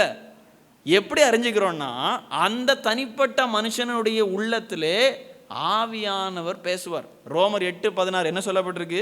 நாம் தேவனுடைய பிள்ளைகளாக இருக்கிறோம் என்று ஆவியானவர் தாமே நம்முடைய ஆவியினோட கூட என்ன செய்கிறார்? சாட்சி கொடுக்கிறார். பார்த்தீங்களா? முன்பாக நீ எப்படி இருந்த? பாவிங்கிற நிலையில் இருந்த. அந்த பாவிங்கிற நிலையிலிருந்து கிறிஸ்துவிடத்திலே கொண்டு வருகிறவரும் பரிசுத்த ஆவியானவர். நாம் கிறிஸ்துவை ஏற்றுக்கொள்ளும் பொழுது நமக்கு பிள்ளைங்கிற அதிகாரம் கிடைச்சிட்டு அப்படிங்கிற காரியத்தை நமக்கு உணர்த்துவது யார் தான்? பரிசுத்த ஆவியானவர். இது எப்போ நடக்கு? நாம் மனம் திரும்பி கிறிஸ்துவை ஏற்றுக்கொள்ளும் போதே ஆவியானவர் என்ன செய்கிறார்? உள்ளே வந்து சாட்சி கொடுக்குறார். ஆனால் ஆவியானவருக்கு காத்திருக்க வேண்டிய அவசியம் கிடையாது. என்றைக்கு ஒரு மனிதன் பாவி என்கிறதை உணர்ந்து ஆண்டவராக இயேசு கிறிஸ்துவை தன்னுடைய வாழ்க்கையில் சொந்த ரட்சகராக ஏற்றுக்கொள்கிறானோ அடுத்த நிமிஷத்திலே ஆவியானவர் உள்ளே வந்து நீ யாருடைய பிள்ளைப்பா? நீ தேவனுடைய பிள்ளை என்பதை அவனுக்கு சாட்சி கொடுக்குறார். பாஸ்டர் சாட்சி கொடுப்பாரான்னு கேட்டால் தெரியாது. வீட்டில் இருக்கக்கூடிய தாய் தகப்பன் சாட்சி கொடுப்பாங்களான்னு கேட்டால் தெரியாது. அவன் கொடுக்கலாம், கொடுக்காமல் இருக்கலாம். ஆனால் இன்றைக்கி நிறைய பேர் எப்படி தான் வாழ்ந்துட்டு இருக்காங்கன்னா பாஸ்டர் சாட்சி கொடுத்தா போதும் தான் வாழ்ந்துட்டு இருக்கிறாங்க. ஆனால் எல்லாவற்றிற்கு மேலாக ஆவியானவர் என்ன செய்யணும்? உள்ளாக வந்து நமக்கு சாட்சி கொடுக்கணும். ஆவியானவர் கொடுக்கிறார். இன்னும் இதை தெளிவாக பார்க்க வேண்டும் என்றால் உங்களுக்காக இவைகளை வாசிக்கும் நான் செய்கிறேன். எபேசியர் 2வது அதிகாரத்தினுடைய 13 to 18 வரை உள்ள வசனங்களை வாசிக்கும் போது, முன்னே தூரமாயிருந்த நீங்கள் இப்பொழுது கிறிஸ்து இயேசுவுக்குள் கிறிஸ்துவனுடைய இரத்தத்தினால் என்ன செய்தீங்க? சமீபமாக ஆயினீர்கள். இங்கே நீங்கள் என்று சொல்லப்பட்டது யாரை சொல்லிருக்குன்னு கேட்டிங்கன்னா யூதர் அல்லாதோர் அல்லது பிற தேசத்தோர் அல்லது இன்னும் தெளிவாக சொன்னால் நம்மளை பற்றி தான் சொல்லியிருக்கு. முன்ன நீங்கள் எப்படி இருந்தீங்க? தூரமாக இருந்த நீங்கள் கிறிஸ்து இயேசுக்குள்ள எப்படி இருக்கிறீங்க? சமீபமாக இருக்கிறீங்க அப்படின்னா, எல்லா விசுவாசிகளும் தேவனுடைய அந்த பிரசன்னத்திற்குள்ளாக வரக்கூடிய வழியை தேவன் நிர்மாணம் செய்தார். கிறிஸ்துவின் மூலமாக திறந்து வச்சுட்டார். முன்பாக எல்லாரும் போக முடியாது, ஆனால் கிறிஸ்துவின் இரத்தத்தின் மூலமாக அவருடைய பிரசன்னத்திற்குள்ளாக இன்னைக்கு என்ன செய்யலாம்? எல்லாரும் போகலாம். எப்படி? கிறிஸ்துவின் மூலமாக, அவருடைய பலியின் மூலமாக, இரத்தத்தின் மூலமாக. அதான் சொல்லப்பட்டிருக்கு, முன்னே தூரமாக இருந்த நீங்கள் கிறிஸ்து இயேசுவுக்குள் கிறிஸ்துவின் இரத்தத்தினாலே சமீபமாக. எப்படி எனில் அவரே நம்முடைய சமாதான காரணராகி இருதரத்தாரையும் ஒன்றாக்கி பகையாக நின்ற பிரிவினையாக நடுச்சுவரை தகர்த்து சட்ட திட்டங்களாகிய நியாயப்பிரமாண தம்முடைய மாம்சத்தினாலே ஒழித்து இருதரத்தாரையும் தமக்குள்ளாக ஒரே புதிய மனுஷனாக சிருஷ்டித்து இப்படி சமாதானம் பண்ணி என்று சொல்லப்பட்டிருக்கு. நல்லா கவனிக்கணும். இங்கே இருதரத்தார் யாரை பற்றி சொல்லியிருக்குன்னா, யூதர்களையும் உங்களையும் என்ன பற்றி சொல்லப்பட்டிருக்கு? புறவினத்தாரை பற்றி சொல்லப்பட்டிருக்கு. அந்த இருதரத்தாரும் நியாயப்பிரமாணத்திலே வாழ்ந்தார்கள். நியாயப்பிரமாணத்தினுடைய சட்ட ஒழுங்குகளை என்ன செய்தாங்க? பின்பற்றி வந்தாங்க. ஆனால் கிறிஸ்து அந்த குறிப்பிட்ட கூட்டத்தாருக்கு மாத்திரமல்ல, கிறிஸ்துவின் மூலமாக ரட்சிப்பு உலகம் முழுவதுக்கு என்ன செய்துச்சு? வந்துச்சு. அங்கே சொல்லப்பட்டிருக்கு, கிறிஸ்து என்கிற அந்த தலையின் கீழாக யூதராக இருக்கிற மனுஷனும் கிரேக்கனாக இருக்கக்கூடிய மனுஷனும் அல்லது எந்த தேசத்தில் இருக்கக்கூடிய எந்த மனுஷனும், எல்லா விசுவாசிகளும், கிறிஸ்துவை ஏற்றுக்கொண்ட எல்லா விசுவாசிகளும் மொத்தமாக என்ன செய்கிறாங்க? அந்த தலையாகிய கிறிஸ்துவிற்குள்ளாக அவயவங்களாக சேர்க்கப்படுகிறார்கள். அதான் அங்கே 15ஆம் வசனத்தில் சொல்லப்பட்டிருக்கு. 16ஆம் வசனம் சொல்லுது, பகையை சிலுவையினாலே கொன்று அதனாலே இருதரத்தாரையும் ஒரே சரீரமாக தேவனுக்கு ஒப்புரவாக்கினார். அல்லாமலும் அவர் வந்து தூரமாயிருந்த உங்களுக்கும் சமீபமாயிருந்த அவர்களுக்கும், உங்களையும் நம்மளையும் யூதரையும் பற்றி சொல்லப்பட்டிருக்கு. அவங்க எங்கே இருந்தாங்க? சமீபமாக இருந்தாங்க. நீங்களும் நானும் எங்கே இருந்தோம்? தூரமாக இருந்தோம். இப்படி தூரமாக இருந்த உங்களுக்கும் சமீபமாக இருந்த அவர்களுக்கும் சமாதானத்தை சுவிசேஷமாக அறிவித்தார். அப்படியே நாம் இரு திறத்தாரும் ஒரே ஆவியினாலே, பார்த்தீங்களா? ரெண்டு பேரும், யூதனோ யாரோ, இரு திறத்தாரும் ஒரே ஆவியினாலே பிதாவினிடத்தில் சேரும் ஸ்லாக்கியத்தை கிறிஸ்துவின் மூலமாக என்ன செய்யிருக்கிறோம்? பெற்றிருக்கிறோம். பார்த்தீங்களா? திரித்துவத்தினுடைய 3 நபர்களும் வராங்க. எங்க? இது ரட்சிப்பை குறித்து சொல்லப்படக்கூடிய முக்கியமான பேசேஜ். இதிலே பிதாவாகிய தேவனுடைய செயல்பாடு இருக்கு, குமாரனாகிய கிறிஸ்துவனுடைய செயல்பாடு இருக்கு. அது மட்டுமல்ல, பரிசுத்த ஆவியானவருடைய செயல்பாடும் இருக்கு. நீங்க 18ஆம் வசனத்தை வாசிங்கன்னா தெரியும். அந்தபடியே நாம் இரு திறத்தாரையும் ஒரே ஆவியினாலே பிதாவினிடத்திலே சேரும் சாக்கியத்தை அவர் மூலமாக என்ன செய்திருக்கிறோம்? கிறிஸ்துவின் மூலமாக நீங்களும் நானும் பெற்றிருக்கிறோம் என்று என்ன செய்கிறோம்? வாசிக்கணும். இதுக்கு பேர் தான் என்ன தெரியுமா? ரட்சிப்பு. இன்னும் ஒரு வசனத்தை வாசிப்போம். 2 தெசலோனிக்கர் 2ஆம் அதிகாரம் 13-14. அங்கே ரட்சிப்பு தான் சொல்லப்பட்டிருக்கு. கர்த்தருக்கு பிரியமான சகோதரரே, நீங்கள் ஆவியினாலே பரிசுத்தமாக்கப்படுகிறதுனாலும் சத்தியத்தை விசுவாசிக்கிறதுனாலும் ரட்சிப்படையும்படிக்கு ஆதி முதல் தேவன் உங்களை தெரிந்து கொண்டபடியினாலே நாங்கள் உங்களை குறித்து எப்பொழுதும் தேவன் என்ன செய்கிறோம்? சோத்தரிக்க கடனாளிகளாக இருக்கிறோம். இங்கே 3 நபர்களை குறித்து வந்தாச்சு. கர்த்தருக்கு பிரியமான சகோதரரே, நீங்கள் ஆவியினாலே பரிசுத்தமாக்கப்படுகிறதுனாலும் சுவிசேஷமாகிய அந்த சத்திய வசனத்தை, கிறிஸ்து நமக்காக செய்த செயலை விசுவாசிக்கிற மூலமாக என்ன செய்கிறோம்? ரட்சிப்படையும்படிக்கு ஆதி முதல் தேவன் உங்களை என்ன செய்கிறார்? கிறிஸ்துவுக்குள்ளாக தெரிந்து கொண்டபடினாலே உங்களை குறித்து எப்பொழுது என்ன செய்கிறோம்? தேவனுக்கு சோத்திரம் செலுத்த கடனாளிகளாக இருக்கிறோம். நீங்கள் நம்முடைய கர்த்தராகிய இயேசு கிறிஸ்துவின் மகிமையை அடையும் பொருட்டு எங்கள் சுவிசேஷத்தினாலே அந்த ரட்சிப்புக்கு அவர் உங்களை அழைத்தார். யார் லாஸ்ட்டாக சொல்கிறாரு? ஆண்டவராகிய இயேசு கிறிஸ்து குறித்து 14ஆம் வசனத்தில் என்ன செய்கிறார்? சொல்லுகிறத நாம் பார்க்கிறோம். அப்போ ரட்சிப்பிலே இந்த திரித்துவ நபர்களுடைய பங்களிப்பு இருக்கிறது. இது யார் சொல்கிறா? இயேசு கிறிஸ்துவை முகமுகமாக பார்த்த, இயேசு கிறிஸ்துவோடு நடந்த, இயேசு கிறிஸ்துவிலிருந்து காரியங்களை கற்றுக்கொண்ட அப்போஸ்தலர்கள் சொல்லுகிறத என்ன செய்கிறோம்? நாம் பார்க்கிறோம். அது மட்டும் கிடையாது, நாம் ஜெபிக்கிறோம். இது ரட்சிப்பிலே திரித்துவ நபர்களுடைய பங்கு. நாம் ஜெபிக்கிற பொழுது இதை குறித்து நிறைய செய்தி கேட்கிறோம். இருந்தாலும் அவைகளை மீண்டும் பார்ப்பதற்காக நாம் ஜெபிக்கிறோம். யாரை நோக்கி ஜெபிக்கிறோம்? யார்கிட்ட ஜெபிக்கிறோம்? பிதாவாகிய தேவனை ஜெபிக்கிறோம். நாம் மத்தேயு சுவிசேஷம் 6ஆம் அதிகாரம் 6வது வசனம் அந்தரங்கத்திலே இருக்கிற உங்கள் பிதாவை நோக்கி, அறக்கதவை பூட்டிட்டு அந்தரங்கத்தில் இருக்கக்கூடிய பிதாவை நோக்கி. இயேசு கிறிஸ்து சீஷர்களுக்கு ஜெபத்தை கற்றுக் கொடுக்கும் போது என்ன சொன்னார்? 9வது வசனத்தில் பரமண்டலங்கள் இருக்கிற எங்கள் பிதாவே என்று சொல்லப்பட்டிருக்கு. அப்போ உங்களுடைய ஜெபமும் என்னுடைய ஜெபமும் யாரை நோக்கி இருக்கிறது என்றால் பிதாவை நோக்கி இருக்கிறது. ஆனால் இந்த பிதாவினிடத்தில் நாம் நேரடியாக நம்ம ஜெபிக்கலை, கிறிஸ்துவின் மூலமாக என்ன செய்கிறோம்? பிதாவை நோக்கி நம்ம ஜெபிக்கிறோம். அதனால தான் ஜெபத்தை முடிக்கும் போது எப்படி முடிக்கிறோம்? இயேசு கிறிஸ்துவின் மூலம் ஜெபிக்கிறேன், ஜெபம் கேளும் ஜீவனுள்ள நல்ல பிதாவேன்னு முடிக்கிறோம். அவர் வழியாக அந்த ஜெபம் போச்சுன்னா தான் என்ன செய்வார்? பிதாவானவர் அவைகளை அங்கீகரிப்பார். ஆதி அப்போஸ்தலர்களும் இதை நம்பினாங்க. அதனால தான் அவங்களுக்கு மிகுந்த உபத்திரவம் வரக்கூடிய வேளையிலும் அவர்களுடைய ஜெபத்தை நம்ம பார்க்கிற பொழுது மிக தெளிவான முறையில் ஜெபிச்சிருக்கிறத பாருங்க. அது நமக்கு சந்தோஷத்தையும் கொடுக்கும். அப்போஸ்தலர்களுடைய 4வது அதிகாரம் 29வது வசனத்தை வாசிக்கும் போது, உபத்திரவத்தின் மத்தியிலே வாழ்ந்த அந்த இயேசு கிறிஸ்துவினுடைய ஆதி சபை சீஷர்கள், விசுவாசிகள் எப்படி ஜெபிச்சாங்க தெரியும்? இப்பொழுது கர்த்தாவே, அவர்களுடைய பயமுறுத்தல்களை தேவரீர் பிதாவே நீர் கவனித்து உம்முடைய பரிசுத்த பிள்ளையாகிய இயேசுவின் நாமத்தினால் என்ன செய்யுங்க? அடையாளங்களையும் அற்புதங்களையும் நடப்பிக்கும்படி செய்து பிணியாளிகள் என்ன செய்யுங்க? குணமாக்கும்படி உம்முடைய கரத்தை நீட்டி உம்முடைய ஊழியக்காரர் உம்முடைய வசனத்தை என்ன செய்யணும்?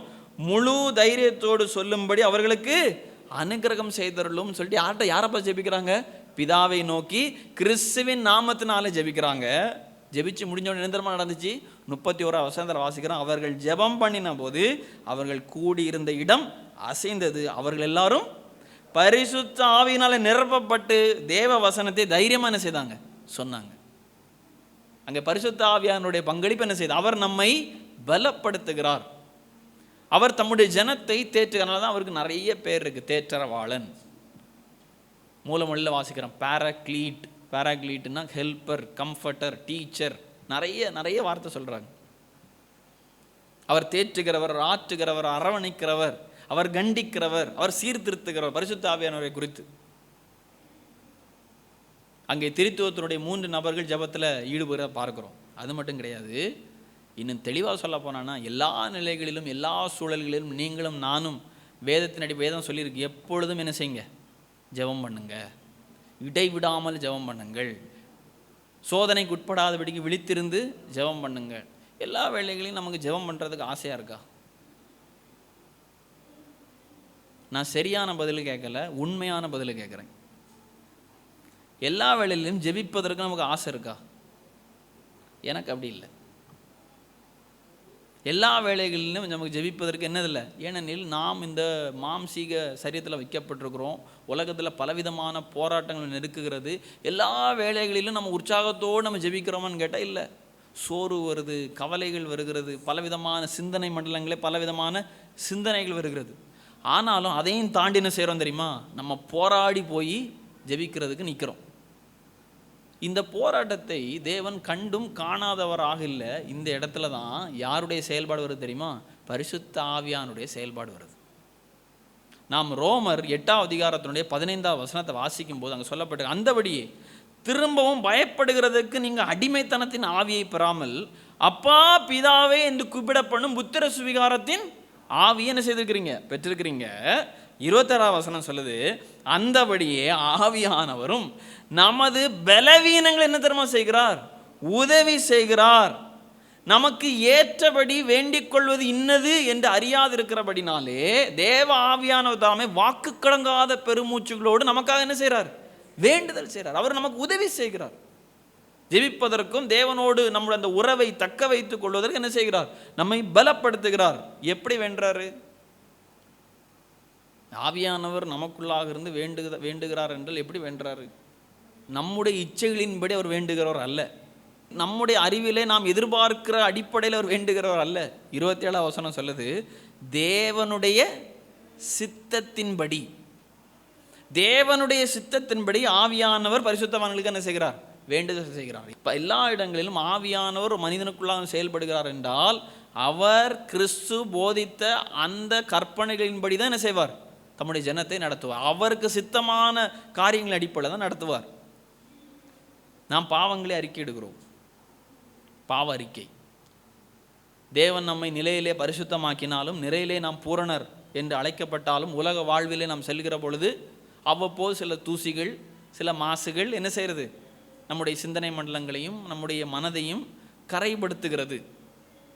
அப்படி கரைப்படுத்துகிற பொழுது ஆண்டவரே என்ன செய்கிறோம்? தவறு பண்ணிட்டேன்ப்பா அப்படின்னு போய் யார்கிட்ட போய் ஜெபிக்கிறோம்? பிதாவை தான் ஜெபிக்கிறோம். ஆனால் பிதாவை நோக்கி ஜெபம் பண்ணினாலும் நமக்காக பிதாவினிடத்திலே பரிந்து பேசுகிறவர் யார் என்றால் ஆண்டவராகிய இயேசு கிறிஸ்து. நாம் 1 யோவான் 2வது அதிகாரத்தினுடைய 1வது வசனத்தை வாசிக்கும் போது, என் பிள்ளைகளே, நீங்கள் பாவம் செய்யாதபடிக்கு என்ன செய்கிறேன்? இதை நான் சொல்கிறேன். ஒருவன் பாவம் செய்வானானால் நீதிபரராக இருக்கிற இயேசு கிறிஸ்து நமக்காக பிதாவினிடத்தில் என்ன செய்கிறார்? பரிந்து பேசுகிறார். இன்றும் அவருடைய அந்த மத்தியஸ்த பணி இன்றும் உங்களுக்காகவும் எனக்காகவும் ஒவ்வொரு நாளும் என்ன செய்துட்டு இருக்கு? நடந்து கொண்டே இருக்கிறது. எதற்கு? நாம் பாவம் செய்வதற்கல்ல. அதனால தான் ஆரம்பிக்கும் போதே சொல்லப்பட்டிருக்கு, நீங்கள் பாவம் செய்யாதபடிக்கு இவைகளாம் உங்களுக்கு இருக்கு. என்னைக்கோ ஒரு நாள் தவறுதலாக ஏதோ ஒரு காரியம் தெரியாமல் அறியாமல் அல்லது சில சூழ்நிலைகள் நிமித்தமாக ஏதோ ஒரு இதில் நம்ம அப்படி விழுந்துட்டோம்னா பிதாவாகிய தேவனிடத்திலே குமாரனாகிய கிறிஸ்து என்ன செய்கிறார்? பரிந்து பேசுகிறதை நாம் பார்க்கிறோம். இது நம்முடைய ஜெப வாழ்க்கை. ஜெப வாழ்க்கையிலே திரித்துவ தேவனுடைய பங்களிப்பு, அதுபோல் ஆராதனை. இதை குறித்து நிறைய சத்தியங்கள் என்ன செய்யப்பட்டாச்சு, சொல்லப்பட்ட. ஆராதனையிலும் திரித்துவ தேவனுடைய பங்களிப்பு இருக்கிறது. நம்முடைய கிறிஸ்தவ நடையினுடைய ஒவ்வொரு சூழலிலும், நாம் பக்தியாக செய்கிற ஒவ்வொரு நிலைகளிலும் இந்த திரித்துவ தேவனுடைய பங்களிப்பு என்ன செய்கிறது? இருக்கிறதை நாம் பார்க்கிறோம். குறிப்பாக கிறிஸ்தவ வாழ்வை நாம் பார்க்கிற பொழுது யூதா 20வது வசனமும் 21வது வசனத்தையும் வாசிக்கிற பொழுது நம்முடைய கிறிஸ்தவ நடை, அந்த கிறிஸ்தவ நடையில் நாம் முன்னேறுகிற பொழுது அங்கே சொல்லப்பட்டிருக்கு, நீங்களோ பிரியமானவர்களே உங்கள் மகா பரிசுத்தமான விசுவாசத்தின் மேல் உங்களை உறுதிப்படுத்தி கொண்டு. நீங்களும் நான் என்ன எங்கே இருக்கிறோம்? கிறிஸ்தவ வாழ்க்கையில் நாம் ஒவ்வொரு நாளும் முன்னேறிக்கிட்டே இருக்கிறோம். இந்த கிறிஸ்தவ நடையிலே பிரியமானவர்களே உங்கள் மகா பரிசுத்தமான விசுவாசத்தின் மேல் உங்களை என்ன செய்யுங்க? உறுதிப்படுத்தி கொண்டு உங்களை பரிசுத்த ஆவிக்குள்ளாக என்ன செய்யுங்க? ஜெபம் பண்ணி தேவனுடைய அன்பினால் என்ன செய்யுங்க? காத்து கொண்டு நித்திய ஜீவனுக்கு ஏதுவாக நம்முடைய கர்த்தராகிய இயேசு கிறிஸ்துவினுடைய இரக்கத்தை பெற என்ன செய்யுங்க? காத்திருங்க. ஜெபம் பண்ணுறது எப்படி ஜெபம் பண்ணணுமா? பரிசுத்த ஆவிக்குள்ளாக ஜெபம் பண்ணணுமா? அது மட்டும் கிடையாது, தேவனுடைய அன்பை என்ன செய்யணுமா? காத்து கொள்ள வேண்டுமா? 3வது சொல்லப்பட்டிருக்கு, நித்திய ஜீவனுக்கு ஏதுவாக நம்முடைய கர்த்தராகிய இயேசு கிறிஸ்துவினுடைய இரக்கத்தை பெற என்ன செய்யுங்க? காத்திருங்க. இது நம்முடைய ஆவிக்குரிய வாழ்விலே நாம் முன்னேறுகிற பொழுது திரித்துவ நபர்களுடைய அந்த அவர்களுடைய செயல்பாடை என்ன செய்கிறோம்? இதில் நம்ம பார்க்கிறோம். எபிரேயர் 6வது அதிகாரம் 4 முதல் 6 வரை உள்ள வசனங்களை வாசிக்கும் போது அங்கே பின்வாங்கி போன மனிதர்களை குறித்து பேசும்போது அங்கேயும் திரித்துவ நபர்களை குறித்து அவர் பேசுகிறார். ஒரு தரம் பிரகாசித்தும் பரம ஈவை ருசி பார்த்தும் பரிசுத்தாவியை பெற்றும் தேவனுடைய நல்வார்த்தையும் இனி வரும் உலகத்தின் பலன்களை ருசி பார்த்தும் மறுதலித்து போனவங்க எதெல்லாம் பெற்றிருக்கிறாங்க? ஒரு தரம் பிரகாசிக்கிறாங்க, பரம ஈவை ருசி பார்த்துருக்கிறாங்க, பரிசுத்தாவே என்ன செய்திருக்கிறாங்க? பெற்றிருக்கிறாங்க. அவங்களுக்கு நல்ல வார்த்தை தெரியும், இனி வரக்கூடிய உலகத்தினுடைய பலன்கள்லாம் தெரியும். ஆனாலும் எங்கே போயிட்டாங்க? பின்வாங்கி போனாங்க, மறுதலித்து போனாங்க. இப்படிப்பட்டவங்களை சொல்லப்பட்டிருக்கு, அவங்க என்ன தெரியுமா செய்கிறாங்களாம்? தேவனுடைய குமாரனை தாங்களே மறுபடியும் என்ன செய்கிறாங்க? சிலுவையில் அறைந்து அவமானப்படுத்துகிறபடியால் மனம் திரும்புவதற்கு ஏதாவது புதுப்பிப்பது கூடாத காரியம். இங்கேயும் திரித்துவத்தினுடைய 3 நபர்கள் என்ன செய்கிறோம்? பார்க்கிறோம். அவருடைய செயல்பாடுகளாம் பார்க்கிறோம். ஆகையினால இது ஒரு இலையை போல இங்கொன்றும் அங்கொன்றுமாக அல்ல, ஒவ்வொரு அதிகாரங்களிலும் ஒவ்வொரு சூழல்களையும் வாசிக்கிற போல அங்கே திரித்துவ நபர்களுடைய செயல்பாடுகள் என்ன செய்ய முடியும்? பார்க்க முடிகிறதை நாம் வேதத்தில் என்ன செய்கிறோம்? பார்க்கிறோம். அல்ல இதில் யார் பெரிய ஆள் யார் சிறிய ஆள் என்று அல்ல, மூவரும் சமமானவர்கள். ஆண்டவராய் இயேசு கிறிஸ்து பூமியிலே மனிதனாக வருகிற பொழுது அவர் மனிதன் என்கிற நிலைக்கு வந்ததினாலே இயேசு கிறிஸ்து பிதாவாகிய தேவனிடத்தில் சில காரியங்களை கேட்கிறதுன்னு செய்கிறோம். பிதாவே இவர்களை மன்னியும், தாங்கள் செய்கிறது இன்னதென்று இவர்கள் அறியாமல் இருக்கிறார்கள். இப்படி ஆண்டவராக இயேசு கிறிஸ்து தன்னுடைய தேவன்கிற நிலையிலிருந்து மனிதனாக அவதரித்து வந்த பொழுது பிதாவாகிய தேவனை மாதிரியாக மனிதர்களுக்கு காண்பிப்பதற்காக சில காரியங்கள் என்ன செய்கிறார், அவர் பேசுகிறத பார்க்க. அதை குறித்து அடுத்த வாரத்தில் என்ன செய்யலாம், நம்ம தியானிக்கலாம். இயேசு கிறிஸ்து பிதாவாகிய தேவனுடன் தாழ்வானவரா என்கிற காரியத்தை வேத வெளிச்சத்தில் என்ன செய்யலாம், பார்க்கலாம். ஆனால் வேத வெளிச்சத்தில் நம்ம பார்க்கிற பொழுது மூவரும் இப்படி தான் இருக்கிறாங்க, சமமானவர்கள். மூவருக்கும் ஒரே வல்லமை. ஒருத்தருக்கு இருந்த வல்லமை இன்னொருத்தருக்கு கிடையாதா? ஒருத்தரை விட இன்னொருத்தருக்கு வல்லமை கூடுதலா அப்படிலாம் கேட்டானா அப்படிலாம் இல்லை. இயேசு கிறிஸ்து பிதாவை தேவன் என்று கூறுகிறார். அதுபோல இயேசு கிறிஸ்து தேவனாக நாம் நிருபங்களிலே அப்போஸ்தலர்கள் அவரை தேவன் என்று கூறுகிறத என்ன செய்கிறோம், நாம் வாசிக்கிறோம். நாம் இதற்கு முன்பாகவே தியானித்தது போல பரிசுத்த ஆவியானவரும் யாராக தான் இருக்கிறார், தேவனாக இருக்கிறார். ஆண்டவராக இயேசு கிறிஸ்து பிதாவை தேவன் என்று கூறுகிறார். மத்தேயு சுவிசேஷம் 6ஆம் அதிகாரம் 26 32 வரை வீட்டில் போய் வாசி பாருங்க. அதே போல மத்தேயு சுவிசேஷம் 19ஆம் அதிகாரம் 23 26 வரை, 1 கொரிந்தியர் 8ஆம் அதிகாரம் 6வது வசனம், இவைகளெல்லாம் வீட்டில் போய் வாசி பாருங்க. இதில் நிறைய வசனங்கள் இருக்குது, தியானிப்பதற்காக இவளை சொல்கிறேன். இதில் ஆண்டவராக இயேசு கிறிஸ்து பிதாவை தேவன் என்று கூறுகிறத பார்க்கிறோம். அதுபோல இயேசு கிறிஸ்து எப்படியே தான் இருக்கிறாருன்னு கேட்டிங்கன்னா, அவர் மனிதனாக இருந்தாலும் அவர் தெய்வத்துவம் கொண்டவர். அவர் 100க்கு 100 தேவன், அதே வேளையில் 100க்கு 100 மனிதனாக இருக்கிறார். எப்படி தெரியும்?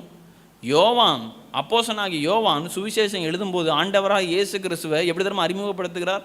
யோவான் 1:1, ஆதியிலே வார்த்தை இருந்துச்சு, அந்த வார்த்தை தேவனிடத்தில் இருந்தது, அந்த வார்த்தையே எப்படி தான் இருந்துச்சு, தேவனாக இருந்தது. அந்த வார்த்தை தான் கிருபையும் சத்தியம் உள்ளவராய் நமக்குள்ளாக வாசம் பண்ணினார். என்ன செய்கிறோம், அடுத்த அதிகாரங்கள்லாம் வாசிக்கிறோம். அது மட்டும் கிடையாது, அப்போஸ்தலனாகிய பவுல் ரோமாபுரிக்கு இயேசு கிறிஸ்துவை குறித்து சொல்லும்போது ரோமர் 9ஆம் அதிகாரத்தோட 5ஆம் வசனத்தில் சொல்லுகிறார், இயேசு கிறிஸ்துவே என்றென்றைக்கும் சோத்தரிக்கப்பட்ட சர்வத்திற்கும் மேலான தேவன் என்று அவர் கூறுகிறதை பார்க்கிறோம். 1 கொரிந்தியர் 2ஆம் அதிகாரம் 8ஆவது வசனத்தில் ஆண்டவராக இயேசு கிறிஸ்துவை அப்போஸ்தலனாகிய பவுல் கூறும்போது அங்கே ஆண்டவராக இயேசு கிறிஸ்துவை அவர் மகிமையின் கர்த்தர் என்று அவர் கூறுகிறதை பார்க்கிறோம். தீத்துக்கு நிருபம் எழுதும்பொழுது தீத்து 2ஆம் அதிகாரம் 13ஆம் வசனத்தில் வாசிக்கிறோம், அவரை மகாதேவன் என்று கூறுகிறதை என்ன செய்கிறோம். இதெல்லாம் யாரை பற்றி சொல்கிறது? ஆண்டவராகி இயேசு கிறிஸ்துவை குறித்து நிருபங்களில் வாசிக்கிறோம். பரிசுத்த ஆவியானவர் குறித்து பார்க்கும் பொழுது அவர் தேவனாக இருக்கிறார். அனனியா சப்பராளுடைய சம்பவத்தின் மூலமாக அவர் தேவன் என்பதை அவர் காண்பிக்கிறார். அது மட்டும் கிடையாது, 2 கொரிந்தியர் 3ஆம் அதிகாரம் 17ஆவது வசனத்தில் வாசிக்கிறோம், கர்த்தரே ஆவியானவர் என்று சொல்லப்படுகிறது. ஒருவன் தேவனுடைய ஆலயத்தை கெடுத்தால் தேவன் அவரை கெடுப்பார். இது தேவன் தங்குகிற ஆலயமாக, நம்முடைய சரீரம் தேவன் தங்குகிற ஆலயமாக இருக்கிறது. இப்போ கேள்வி கேட்கலாம், ஏன் இவங்க தேவன்? எப்படி நீங்க சொல்றீங்க இவங்க 3 பேரும் தேவன்? எப்படி நீங்க சொல்றீங்க? தேவன் என்றால் தேவனுக்குரிய எல்லா குணங்களும் யார்கிட்ட தரமா இருந்துச்சு? இந்த 3 பேர்கிட்ட இருந்துச்சு. தேவன் அப்படின்னா அவர் எப்படிப்பட்டவராக இருக்கணும் அப்படிங்கிறத வேதத்திலிருந்தே நாம் கற்றுக்கொள்கிறோம். அதை எடுத்து பிதாவிடத்தில் அப்ளை பண்ணாலும் அவர் தேவன் தான். அதே காரியத்தை எடுத்து குமாரனிடத்தில் அப்ளை பண்ணாலும் அவரும் தேவன் தான். அதே காரியத்தை எடுத்து பரிசுத்த ஆவியானவரிடத்தில் அப்ளை பண்ணாலும் தேவன் தான். அப்போ 3 தெய்வங்களா? 3 தெய்வங்கள் அல்ல, ஒரே தேவன் தான். நிலையில் தங்களை என்ன செய்துக்கிட்டாங்க? மூவராக பிரித்து கொண்டார்கள். 3 நபர்கள் ஒரே தேவன், 3 நபர்கள் ஒரே தேவன். இதை ரொம்ப சுருக்கமாக பார்க்கதா இருந்தானா இதை நீங்கள் இப்படி புரிஞ்சுக்கங்க. 3 காரியத்தில் இதை மனசில் வச்சுக்கலாம். இது புரிவதற்காக இவளை சொல்லுகிறேன். Number 1, God is 3 persons. அப்படின்னா தேவன் ஒருவரே, அவங்க எப்படி இருக்கிறாங்க? 3 நபர்களாக இருக்கிறார்கள். இது number 1. Number 2, each person is fully God. ஒவ்வொரு நபரும் தேவனுக்குரிய எல்லா தன்மைகளும் பிதாவினத்தில் இருந்துச்சு, குமாரனிடத்தில் இருந்துச்சு, பரிசுத்த ஆவியானவரிடத்தில் இருந்துச்சு. அது மட்டும் கிடையாது, 3ஆவதுல சொல்லப்பட்டிருக்கு தேர் இஸ் ஒன் காட். ஆனால் ஒரே தேவன் தான். 3 நபர்கள், 3 நபர்களும் தேவன், ஆனால் ஒரே தேவன். எதில் ஒரே தேவன் என்று நாம் கூறுகிறோம் என்றால், இந்த 3 நபர்களுக்குள்ளாகவும் ஒரே தேவ பண்புகள் இருந்துச்சு. ஒரே தெய்வீக தன்மைகள் 3 நபர்களுக்குள்ளாக இருந்துச்சு. எசன்ஸ்ன்னு சொல்லுவாங்க, சுவாபங்கள், இயற்கையான சில சுவாபங்கள், இதெல்லாம் 3 நபர்களையும் ஒரே போல மூவரும் சமமானவர்களாக இருந்தாங்க. அவங்கக்கிட்ட எந்த விதமான பிரிவுகளோ எந்த விதமான பிளவுகளோ அவங்க 3 பேருக்குள்ளே இல்லை. நான் இதை தான் செய்வேன், நான் அதை தான் செய்வேன்னு சொல்லிட்டு என்ன செய்யலை, ஒவ்வொருத்தரும் பிரிந்தோ பிளவுபட்டவங்க இல்லை. மூவரும் ஒன்றாக இருக்கிறார்கள். எதுலெல்லாம் ஒன்றாக இருந்தாங்க? எல்லா விஷயத்திலும் ஒன்றா இருந்தாங்க. நீங்கள் அடுத்த ஸ்லைடு போடும்போது நீங்கள் உங்களுக்கு தெரியும், அதில் இருக்கக்கூடிய வசனங்களெல்லாம் வீட்டில் போய் வாசி பாருங்கள். எல்லா வசனத்தையும் உங்கள் மத்தியில் போட்டு விளக்குறதுக்கு நேரம் இல்லை. அதில் முதல்ல சொல்லப்பட்டிருக்கு, அவங்க தெய்வத்தினுடைய தன்மைகளை குறித்து எழுதியிருக்கு. அவர் காட் இஸ் இட்டர்னல் அப்படின்னா, ஒரு தேவன் அவர் எப்படிப்பட்டவராக இருக்கணும்? அவர் நித்தியமானவராக இருக்கணும். அவரை யாராலும் உருவாக்கவும் முடியாது, அவரை யாராலும் அழிக்கவும் முடியாது. அப்படிப்பட்டவர் தான் யார்? தேவனாக இருக்க முடியும். அந்த தேவன், அந்த தெய்வத்தினுடைய அந்த தன்மை பிதாகிட்டே இருந்துச்சு, குமாரன்ட்டே இருந்துச்சு, பரிசுத்த ஆவியானவர்கிட்ட இருந்துச்சு. அது மட்டும் கிடையாது, மோசே கிட்ட சொல்கிறார்ல, ஆண்டவரே உங்கள் பேர் என்னது அப்படின்னு கேட்கும்போது என்ன சொல்கிறார்? நான் இருக்கிறவராகவே இருக்கிறேன். அவருக்கு பேர் கிடையாது, காரண பெயர்கள் தான் உண்டு. ஆகார் அவங்களுடைய கண்ணீரை பார்த்ததுனால ஆகார் ஆண்டவருக்கு ஒரு பேர் வைக்கிறாங்க, என்னை காண்கிற தேவன். அவர் சில காரணங்களை வைத்து அவர் காரண பெயர் வந்துச்சு, ஆனால் அவருக்கு பெயர் கிடையாது. அவர் எக்ஸிஸ்ட், அவர் காட் இஸ் எக்ஸிஸ்ட். எப்போ தெரியாது, தெரியாது. இங்கே யோவான் 1ஆம் அதிகாரம் 1ஆம் வசனத்தில் வாசிக்கிறோம் இல்லையா, ஆதியிலே வார்த்தை இருந்துச்சு. அந்த ஆதி என்னதுன்னு நமக்கு தெரியாது. அதை நம்ம தோண்டி துருவோம்னா அதுக்குள்ளாக நம்ம ரொம்ப நம்முடைய மூளையை விடுவோம்னா நமக்கு அது புரியாது. அதை நாம் அறிந்து கொள்ள வேண்டிய அவசியம் இல்லை. அதை அப்படி என்ன செய்யணும்? ஏற்றுக்கொள்ள வேண்டும். அந்த ஆதிக்கு எல்லாம் கிடையாது. ஆனால் ஆதியாகமம் 1ஆவது அதிகாரம் 1ஆம் வசனத்தில் சொல்லப்பட்டிருக்குல்ல, ஆதியிலே, அந்த ஆதிக்கு என்னது உண்டு? அந்த ஆதியை நம்மளால் கண்டுபிடிக்க முடியும், பார்க்க முடியும். அது உலகத்தினுடைய ஆரம்பத்தை சொல்லப்பட்டிருக்கு. ஆனால் யோவான் 1:1 வரக்கூடிய ஆதி தெரியாது. அது எப்போனே தெரியாது. ஆதி, அந்த ஆதி தெரியாது. ஏனெனில் நம்முடைய தேவன் இருக்கிறவராக இருக்கிறார், நித்திய காலமாக இருக்கிறார். அது மட்டும் கிடையாது, 2ஆவதுல வாசிக்கிறோம், அவர் ஆம்னிபொட்டன்ட் அப்படின்னா அவர் சர்வ வல்லமை உள்ளவர். ஒரு கடவுள்னா அவரால் செய்ய முடியாது கூடாதுன்னு எதுவுமே கிடையாது. எல்லாவற்றையும் அவரால் என்ன செய்ய முடியும்? செய்ய முடியும். பிதாவால், குமாரனால், பரிசுத்த ஆவியினால். இது வேதத்தில் நிறைய ஆதாரங்கள் இருக்குது. வேதத்தில் ஏகப்பட்ட ஆதாரம் இருக்குது. பிதாவை குறித்து சொல்லும்போது 1 தீமோத்தேயு ஒரு வசனத்தை வாசிக்கிறோம், ஒரு சில வசனங்களை மட்டும். 1 தீமோத்தேயு 6ஆவது அதிகாரம் 16ஆம் வசனத்தை வாசிக்கும்போது சொல்லப்பட்டிருக்கு, பிதாவை குறித்து, ஒருவராய் சாவாமை உள்ளவரும், சேரக்கூடாத ஒளிதனிலே வாசம் பண்ணுகிறவரும், மனுஷரில் ஒருவரும் கண்டிராதவரும், காணக்கூடாதவருமாய் இருக்கிற அவருடைய நாமத்திற்கே கனமும் மகிமையும் உண்டாவதாக என்ன செய்கிறோம்? நம்ம வாசிக்கிறோம். இது யாரை பற்றி சொல்லப்பட்டிருக்கு? பிதாவாகிய தேவனுடைய அந்த சர்வ வல்லமை குறித்து சொல்லப்பட்டிருக்கு. அதே போல் குமாரனை குறித்து சொல்லும்போது அவர் தன்னை குறித்து சொல்கிறார். மத்தேயு 28ஆம் அதிகாரம் 18ஆம் வசனத்தில், வானத்திலும் பூமியிலும் ஏதோ ஒரு சில அதிகாரம் மட்டும் இல்லை, சகல அதிகாரம் என்ன செய்யப்பட்டிருக்கு? எனக்கு கொடுக்கப்பட்டிருக்கு. அதனால என்ன செய்ய, நீ பயந்துக்கிட்டு ஒளிஞ்சிட்டு நிற்காத, நீங்கள் புறப்பட்டு போய் சகல ஜாதிகளையும் சீசராக்கு. ஏன்னா எல்லா அதிகாரம் யாருக்கு கொடுக்கப்பட்டிருக்கு? எனக்கு கொடுக்கப்பட்டிருக்கு அப்படின்ட்டு தன்னுடைய அந்த வல்லமையை குறித்து, அந்த ஆம்னிபொட்டன்சின்னு சொல்லுவாங்க, அதை குறித்து சொல்லுகிறார். பரிசுத்த ஆவியானவரை குறித்து பார்க்கும் பொழுது, ஒரு கன்னிகை மனுஷ அறிவினாலே எப்படி கர்ப்பவதி ஆக முடியும்னு கேட்டான்னா அது ஆகவே முடியாது. சும்மா ஒரு ஆண் துணை இல்லாதபடிக்கு கர்ப்பவதி ஆக முடியாது. மனுஷ அறிவின் அடிப்படையில் ஒரு ஆணும் பெண்ணும் இணைந்து தான் என்ன செய்ய முடியும்? ஒரு கரு உருவாக முடியும். ஆனால் ஒரு கன்னிகை என்ன செய்கிறாங்க? ஆண் துணையின்றி கர்ப்பவதி ஆகிறார்கள். இது முழுக்க பரிசுத்த ஆவியானவருடைய செயல்பாடாக இருக்குது. நாம் லூக்கா சுவிசேஷம் 1ஆம் அதிகாரத்தோட 35ஆம் வசனத்தில் கபிரியேல் தூதன் மரியாதை இடத்துல சொல்லக்கூடிய விஷயம் தான், பரிசுத்த ஆவியானவர் உன்மேல் வருவார், உன்னதமானவருடைய பலம் என்ன செய்யும்? உன்மேல் நிழலிடும், ஆதலால் உன்னிடத்திலிருந்து பிறப்பது பரிசுத்தம் உள்ளது என்று கூறுகிறார். இது பரிசுத்த ஆவியானுடைய செயல். அது மட்டும் கிடையாது, நம்முடைய தேவனுடைய தன்மை குறித்து பார்க்கும்போது அவர் ஆம்னி பிரசன்ட் அப்படின்னு என்னது? அவர் சர்வ வியாபியாக இருக்கிறார். உங்களால் ஒரே நேரத்தில் இந்த இடத்துல மட்டும்தான் இருக்க முடியும், இங்கேயும் இருக்க முடியும், எனக்கு தம்மத்து கோணத்திலையும் இருக்க முடியாது. இங்கேயும் இருக்க முடியும், எனக்கு இன்னொரு இடத்துல என்ன செய்ய முடியாது, எனக்கு இருக்க முடியாது. ஏதோ ஒரு இடத்துல தான் உங்களால். ஏனெனில் மனிதர்கள் எல்லாரும் ஒரு குறிப்பிட்ட கட்டுப்பாட்டிற்குள்ளாக இருக்கக்கூடிய, அவங்களால அதுக்கு மேலே செய்ய முடியாது. ஆனால் தேவன் அப்படிப்பட்டவர் அல்ல. அவரை எதாலையும் கட்டுப்படுத்த முடியாது. அவர் சொல்றாரு, 2 மூவர் 2 என்னுடைய நாமத்தினாலே எங்கே கூடியிருக்கிறாங்க, அங்கே என்ன செய்கிறேன், நான் இருக்கிறேன். இங்கேயும் அவர் கூடியிருக்கிறாரு. அமெரிக்க தேசத்தில் 2 பேர் 3 பேர் கூடியிருப்பாங்க, அங்கே என்ன செய்கிறார். இதே டைமுக்கு கூடியிருக்கும் போது அவரால் எப்படி இருக்க முடியும்னு அவர் திணறக்கூடியவர் கிடையாது. அவரால் என்ன செய்ய முடியும், 2 இடத்துல இருக்க முடியும். அதனால தான் ஆம்னி பிரசன்ட் காட், சர்வ வியாபி, எல்லா இடத்துலையும் இருக்கிறவர், எல்லா இடத்திலும் வியாபித்திருக்கிறவர்.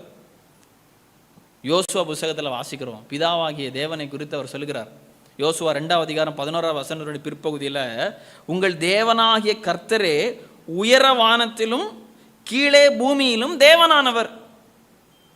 உயரையும் அவர் இருக்கிறாரு, தாளமும் இருக்கிறார். ஏசாயா புத்தகத்தில் வாசிக்கிறோம், வானம் எனக்கு சிங்காசனம், பூமி எனக்கு பாதப்படி. அப்படின்னு என்னது, அவருக்கு ஒரே நேரத்தில் மேலே என்ன செய்ய முடியும், இருக்க முடியும், கீழே என்ன செய்ய முடியும், இருக்க முடியும். இது எப்படி இருக்க முடியும்னு கேள்வி கேட்க முடியாது. அதனால தான் அவர் தேவன், அதனால தான் அவர் கடவுள், மனித அறிவிற்கு அப்பாற்பட்டவர். குமாரனை குறித்து நம்ம பார்க்கிறோம். ஆண்டவராக இயேசு கிறிஸ்து சொல்லும்போது சொல்லுகிறார், யோவான் 3ஆம் அதிகாரம் 13ஆம் வசனத்தில் வாசிக்கும் போது அழகாக அதில் சொல்லப்பட்டிருக்கு. அவர் பூமியில் இருந்துக்கிட்டே சொல்கிறாரு, பரலோகத்திலிருந்து இறங்கினவரும். நான் என்ன செய்தேன், ஒரு காலத்தில் பரலோகத்தில் இருந்தேன், பரலோகத்திலிருந்து இறங்கினவரும் பரலோகத்தில் இருக்கிறவருமான மனுஷகுமாரனை அல்லாமல் பரலோகத்திற்கு ஏறினவர். இது அவர் எங்கிருந்து சொல்றார், பூமியிலிருந்து சொல்றார். இதை நீங்க எப்படி புரிஞ்சுக்கிறீங்க? பரலோகத்திலிருந்து இறங்கினவர், மேலிருந்து இறங்கினவர், அது மட்டும் கிடையாது, பரலோகத்தில் இருக்கிறவர். மனுஷகுமாரனை அல்லாமல் பரலோகத்தில் ஏறினவர் யாரும் கிடையாது, ஒருத்தரும் கிடையாது. அப்போ அவருடைய அந்த சர்வ வியாபியத்துவத்தை, அந்த ஆம்னி பிரசன்ஸ், அந்த எல்லா இடத்துலையும் இருக்கிறேன் அப்படிங்கிறத காண்பிப்பதற்காக சொல்லப்பட்டிருக்கு. நாம் சங்கீதத்தின் புஸ்தகம் 139 அதிகாரம் 7 மற்றும் 8ஆவது வசனத்தை வாசிக்கும் போது சங்கீதக்காரன் இப்படி பாடுறார், உம்முடைய ஆவிக்கு மறைவான எங்கே போவேன், உம்முடைய சமூகத்தை விட்டு நான் எங்கே ஓடுவேன். நான் வானத்துக்கு போகிறேன், நீங்கள் இங்கே இருக்கீங்க, அங்கே இருக்கிறீங்க. நான் பாதாளத்தில் போய் படுக்கையை போட்டேன், என்ன செய்தீங்க, அங்கே நீங்கள் இருக்கிறீங்க. நான் எங்கே போவேன்? எதுக்கு தான் சொல்கிறேன்னா, பிதாவாகிய தேவனும் சர்வ வியாபியாக இருக்கிறார், குமாரனாகிய கிறிஸ்துவும் சர்வ வியாபியாக இருக்கிறார், பரிசுத்த ஆவியானவர் இருக்கிறார், சர்வ வியாபியாக இருக்கிறார். எசன்ஸ், அதான் ஒரே எசன்ஸ், அந்த ஜீவசாரம் என்று சொல்லுவார்கள். அவர்களுடைய குணாதிசயத்தில் அவங்க எப்படி தெரியுமா இருக்கிறாங்க, சேர்ந்து இருக்கிறாங்க. பணிகளிலே வேறு வேறு பணி, ஆனால் குணாதிசயத்திலே, அதனால தான் ஒரே தேவன், நபர்கள் 3, பணிகளிலே 3 பணி, ஆனால் ஒரே தேவன். இதுபோல் நம்ம ஆம்னிஷியன் காட், நம்ம பவர் பாயிண்ட் போடுப்போ அதில் சொல்லப்பட்டிருக்க ஆம்னிஷியன் என்னது, அவர் சர்வ ஞானி, ஆதியிலிருந்து அந்தத்தை பார்க்கிறவர். நான் விரைவாக சொல்லிட்டு போகிறேன். அவருக்கு சித்தம் இருக்கு, ஹி ஹாஸ் அ வில்.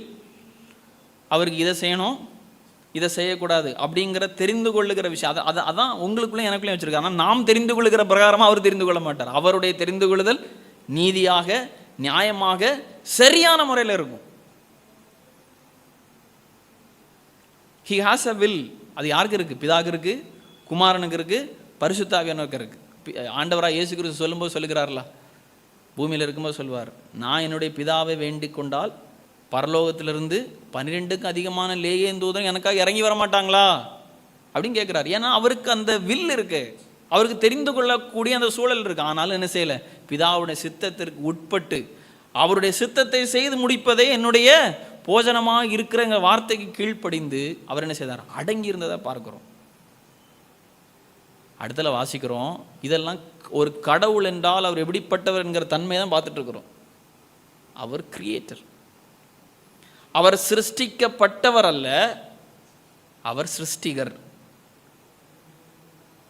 பிதாவாகிய தேவன் காலங்களுக்கு முன்பாக இருந்தது போல குமாரனாகிய தேவனும் காலங்களுக்கு முன்பாக இருக்கிறவர். அது என்ன காலம் ஏது காலம்லாம் சொல்லலை, வேதம் என்ன சொல்லுகிறதோ அதை அப்படியாக என்ன செய்யணும், ஏற்றுக்கொள்ள. ஆனால் யெகோவா சாட்சிக்காரங்க என்ன சொல்கிறாங்க, பிதாவாகிய தேவன் தான் என்ன செய்தார்? குமாரனை படைத்தார். அவர் படைக்கப்பட்டவர். அவர் படைத்ததிலே முதல் படைப்பு யாரு? இயேசு கிறிஸ்து என்று கூறுகிறார். ஆனால் அப்படி அல்ல, அவர் சிருஷ்டிகர்த்தா. எல்லாவற்றிற்கு மேலாக அவர் பூரண பரிசுத்தம் உள்ளவர்கள். பிதாவும் அப்படிதான், குமாரன் அப்படிதான், பரிசுத்த ஆவியானவருக்கு பேரே பரிசுத்த ஆவியானவர் தான். அது மட்டும் இல்லை, அவர்கள் இறுதியில் வாசிக்கிறோம் ரைச்சஸ் ஜட்ஜ் என்று. அவர் நீதி உள்ள நியாயாதிபதியாக இருக்கிறார். அதெல்லாம் அந்தந்த காலங்களில் அந்தந்த சூழல்களிலே வெளிப்படும். அப்போ என்ன தெரிஞ்சுக்கிறோம்? இவர்கள் மூவரும் ஒன்றுக்கு ஒன்று மேற்பட்டவர்களோ தாழ்வானவர்களோ அல்ல. மூவருக்குள்ளாக இருக்கிற அந்த அந்த சுவாபம், அந்த நேச்சர்னு சொல்லுவாங்க, எசன்ஸ், ஜீவசாரம் எல்லாமே ஒன்றாக இருக்கிறது. எல்லா நிலைகளிலும் அவர்கள் எல்லாரும் ஒன்று போலவே இருக்கிறாங்க. ஆனாலும் ஒரே தேவனாக இருக்கிறார்கள். நிலைகளிலே 3 நிலைகளாக, 3 நபர்களாக தங்களுடைய பணிகளுக்கு ஏற்ற விதமாக என்ன செய்கிறாங்க? அவங்க செய்கிறாங்க. இந்த திரித்துவத்தை விளக்குவதற்கு பல பல விளக்கங்கள் என்ன செய்வாங்க? பல எடுத்துக்காட்டுகளை அநேகர் சொல்லுவாங்க. ஆனால் எந்த எடுத்துக்காட்டும் இதுக்கு பொருந்துமான்னு கேட்டால் என்ன பொறுத்தளவில் பொருந்தாது. பொதுவாக அந்த பனிக்கட்டியினுடைய விஷயத்தை பற்றி சொல்லும்போது, அது பனிக்கட்டியாக இருக்குது. அதை சூடேற்றும் பொழுது அது தண்ணியாக மாறுது. அதை இன்னும் அதிகமாக சூடேற்றும் போது என்ன தான் மாறுகிறது? ஆவியாக மாறுகிறது. அப்போ ஆவியாக மாறுகிற பொழுது பனிக்கட்டியும் பேரும் தண்ணியும் பேரும் அப்படிங்கிற விதமாக என்ன செய்யும்? சிந்திக்க தோண்டும். மூவரும் ஒரே நேரத்தில் அவங்க இருந்துகிட்டே இருக்கிறாங்க எல்லா சூழலிலும். நாம் ஆண்டவராக இயேசு கிறிஸ்து தண்ணீருக்குள்ளாக இருக்கிற வேளையில் அங்கே மூவரும் இருக்கிறதான் பார்க்குறோம். குமாரனாகிய கிறிஸ்து, பரலோகத்திலிருந்து பிதாவினுடைய சத்தம், பரிசுத்த ஆவி வந்து இறங்குறது. இந்த 3 விஷயத்தையும் பார்க்குறோம். பனிக்கட்டி விஷயத்தை நாம் பேசுவோம் என்றால், ஏனெனில் மக்களை புரிய வைப்பதற்காக நம்ம ஒரு விஷயத்தை என்ன செய்கிறோம்? விளக்குறோம். ஆனால் திரித்துவத்தை விளக்குவதற்கு ஏதோ ஒரு எடுத்துக்காட்டை கொண்டு என்ன செய்ய முடியாது? விளக்க முடியாது. ஏனெனில் அவர்கள் மூவரும் நித்திய காலமாக அவர்கள் இருந்து கொண்டே இருக்கிறார்கள். அவருடைய பணி நடந்து கொண்டே இருக்கிறது. ஆனால் மூவரும் தேவன், ஆனால் 3 தெய்வங்களாக அல்ல, ஒரே தேவனாக 3 நபர்களாக என்ன செய்கிறாங்க? இருக்கிறார்கள். ஆனால் யெகோவா சாட்சிக்காரர்கள் இது என்ன தெரியுமா செய்கிறாங்க? மறுதலிக்கிறார்கள். அவர்கள் இல்லை என்று என்ன செய்கிறாங்க? மறுதலிக்கிறாங்க. அவர்கள் ஒரு உபதேசத்தை நாம் சரியான முறையிலே கற்றுக்கொள்ளவில்லை என்றால் அது எதை தெரியுமா பாதிக்கும்? நம்முடைய வாழ்வை பாதிக்கும்.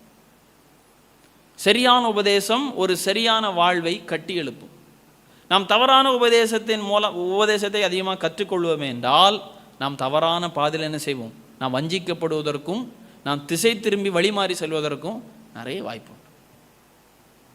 அதனால் திரித்துவ உபதேசம் வேதத்தின் அடிப்படையானது.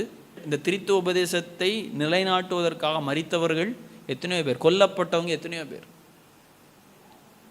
இந்த திரித்துவ உபதேசத்தை நம்பாதவர்களை அனத்தீமா அப்படின்னு சொல்லி என்ன செய்கிறாங்க? ஒதுக்கி வைத்து அவர்களுக்கு சில கொடுமையான தண்டனைகளை நிறைவேற்றினதை நம்ம என்ன செய்ய முடியும்? வரலாறுகளில் பார்க்க முடியும். ஆனால் திரித்துவ உபதேசம் முரணானதல்ல, அது வேதத்திற்கு உட்பட்டது. நமக்கு புரியாதபடினாலே அது வேதத்திற்கு உட்பட்டது அல்லன்னு கூறுவது தவறு. நமக்கு புரியலைங்கிறதுக்காக தவறல்ல. நமக்கு புரியுதோ அது புரியலையோ, வேதம் என்ன செய்கிறது? திரித்துவ உபதேசத்தை கூறிக்கொண்டே வருகிறது. அதை என்ன செய்யணும்? அப்படியாக ஏற்றுக்கொள்ள வேண்டும். கண்களை மூடி தலைகளை தாழ்த்தி எல்லாரும் தேவ சமூகத்தில் நாம் ஜெபிப்போம். பரிசுத்தமுள்ள பிதாவே, உம்முடைய சமூகத்திலிருந்து வேத வெளிச்சத்தில் சில காரியங்களை நாங்கள் கற்றுக்கொண்டோம் அப்பா. அதற்காக நன்றி. கற்றுக்கொண்ட விஷயத்தை வாழ்வினுடைய சூழல்களிலே அவைகளை அந்த திரித்துவ நபர்களுடைய செயல்பாடுகளை நாங்கள் அறியவும் உணரவும் அதற்கேற்ற விதமாக நாங்கள் காரியங்களை செய்யவும் தெய்வம் நீர் எங்களுக்கு உதவி செய்வீராக.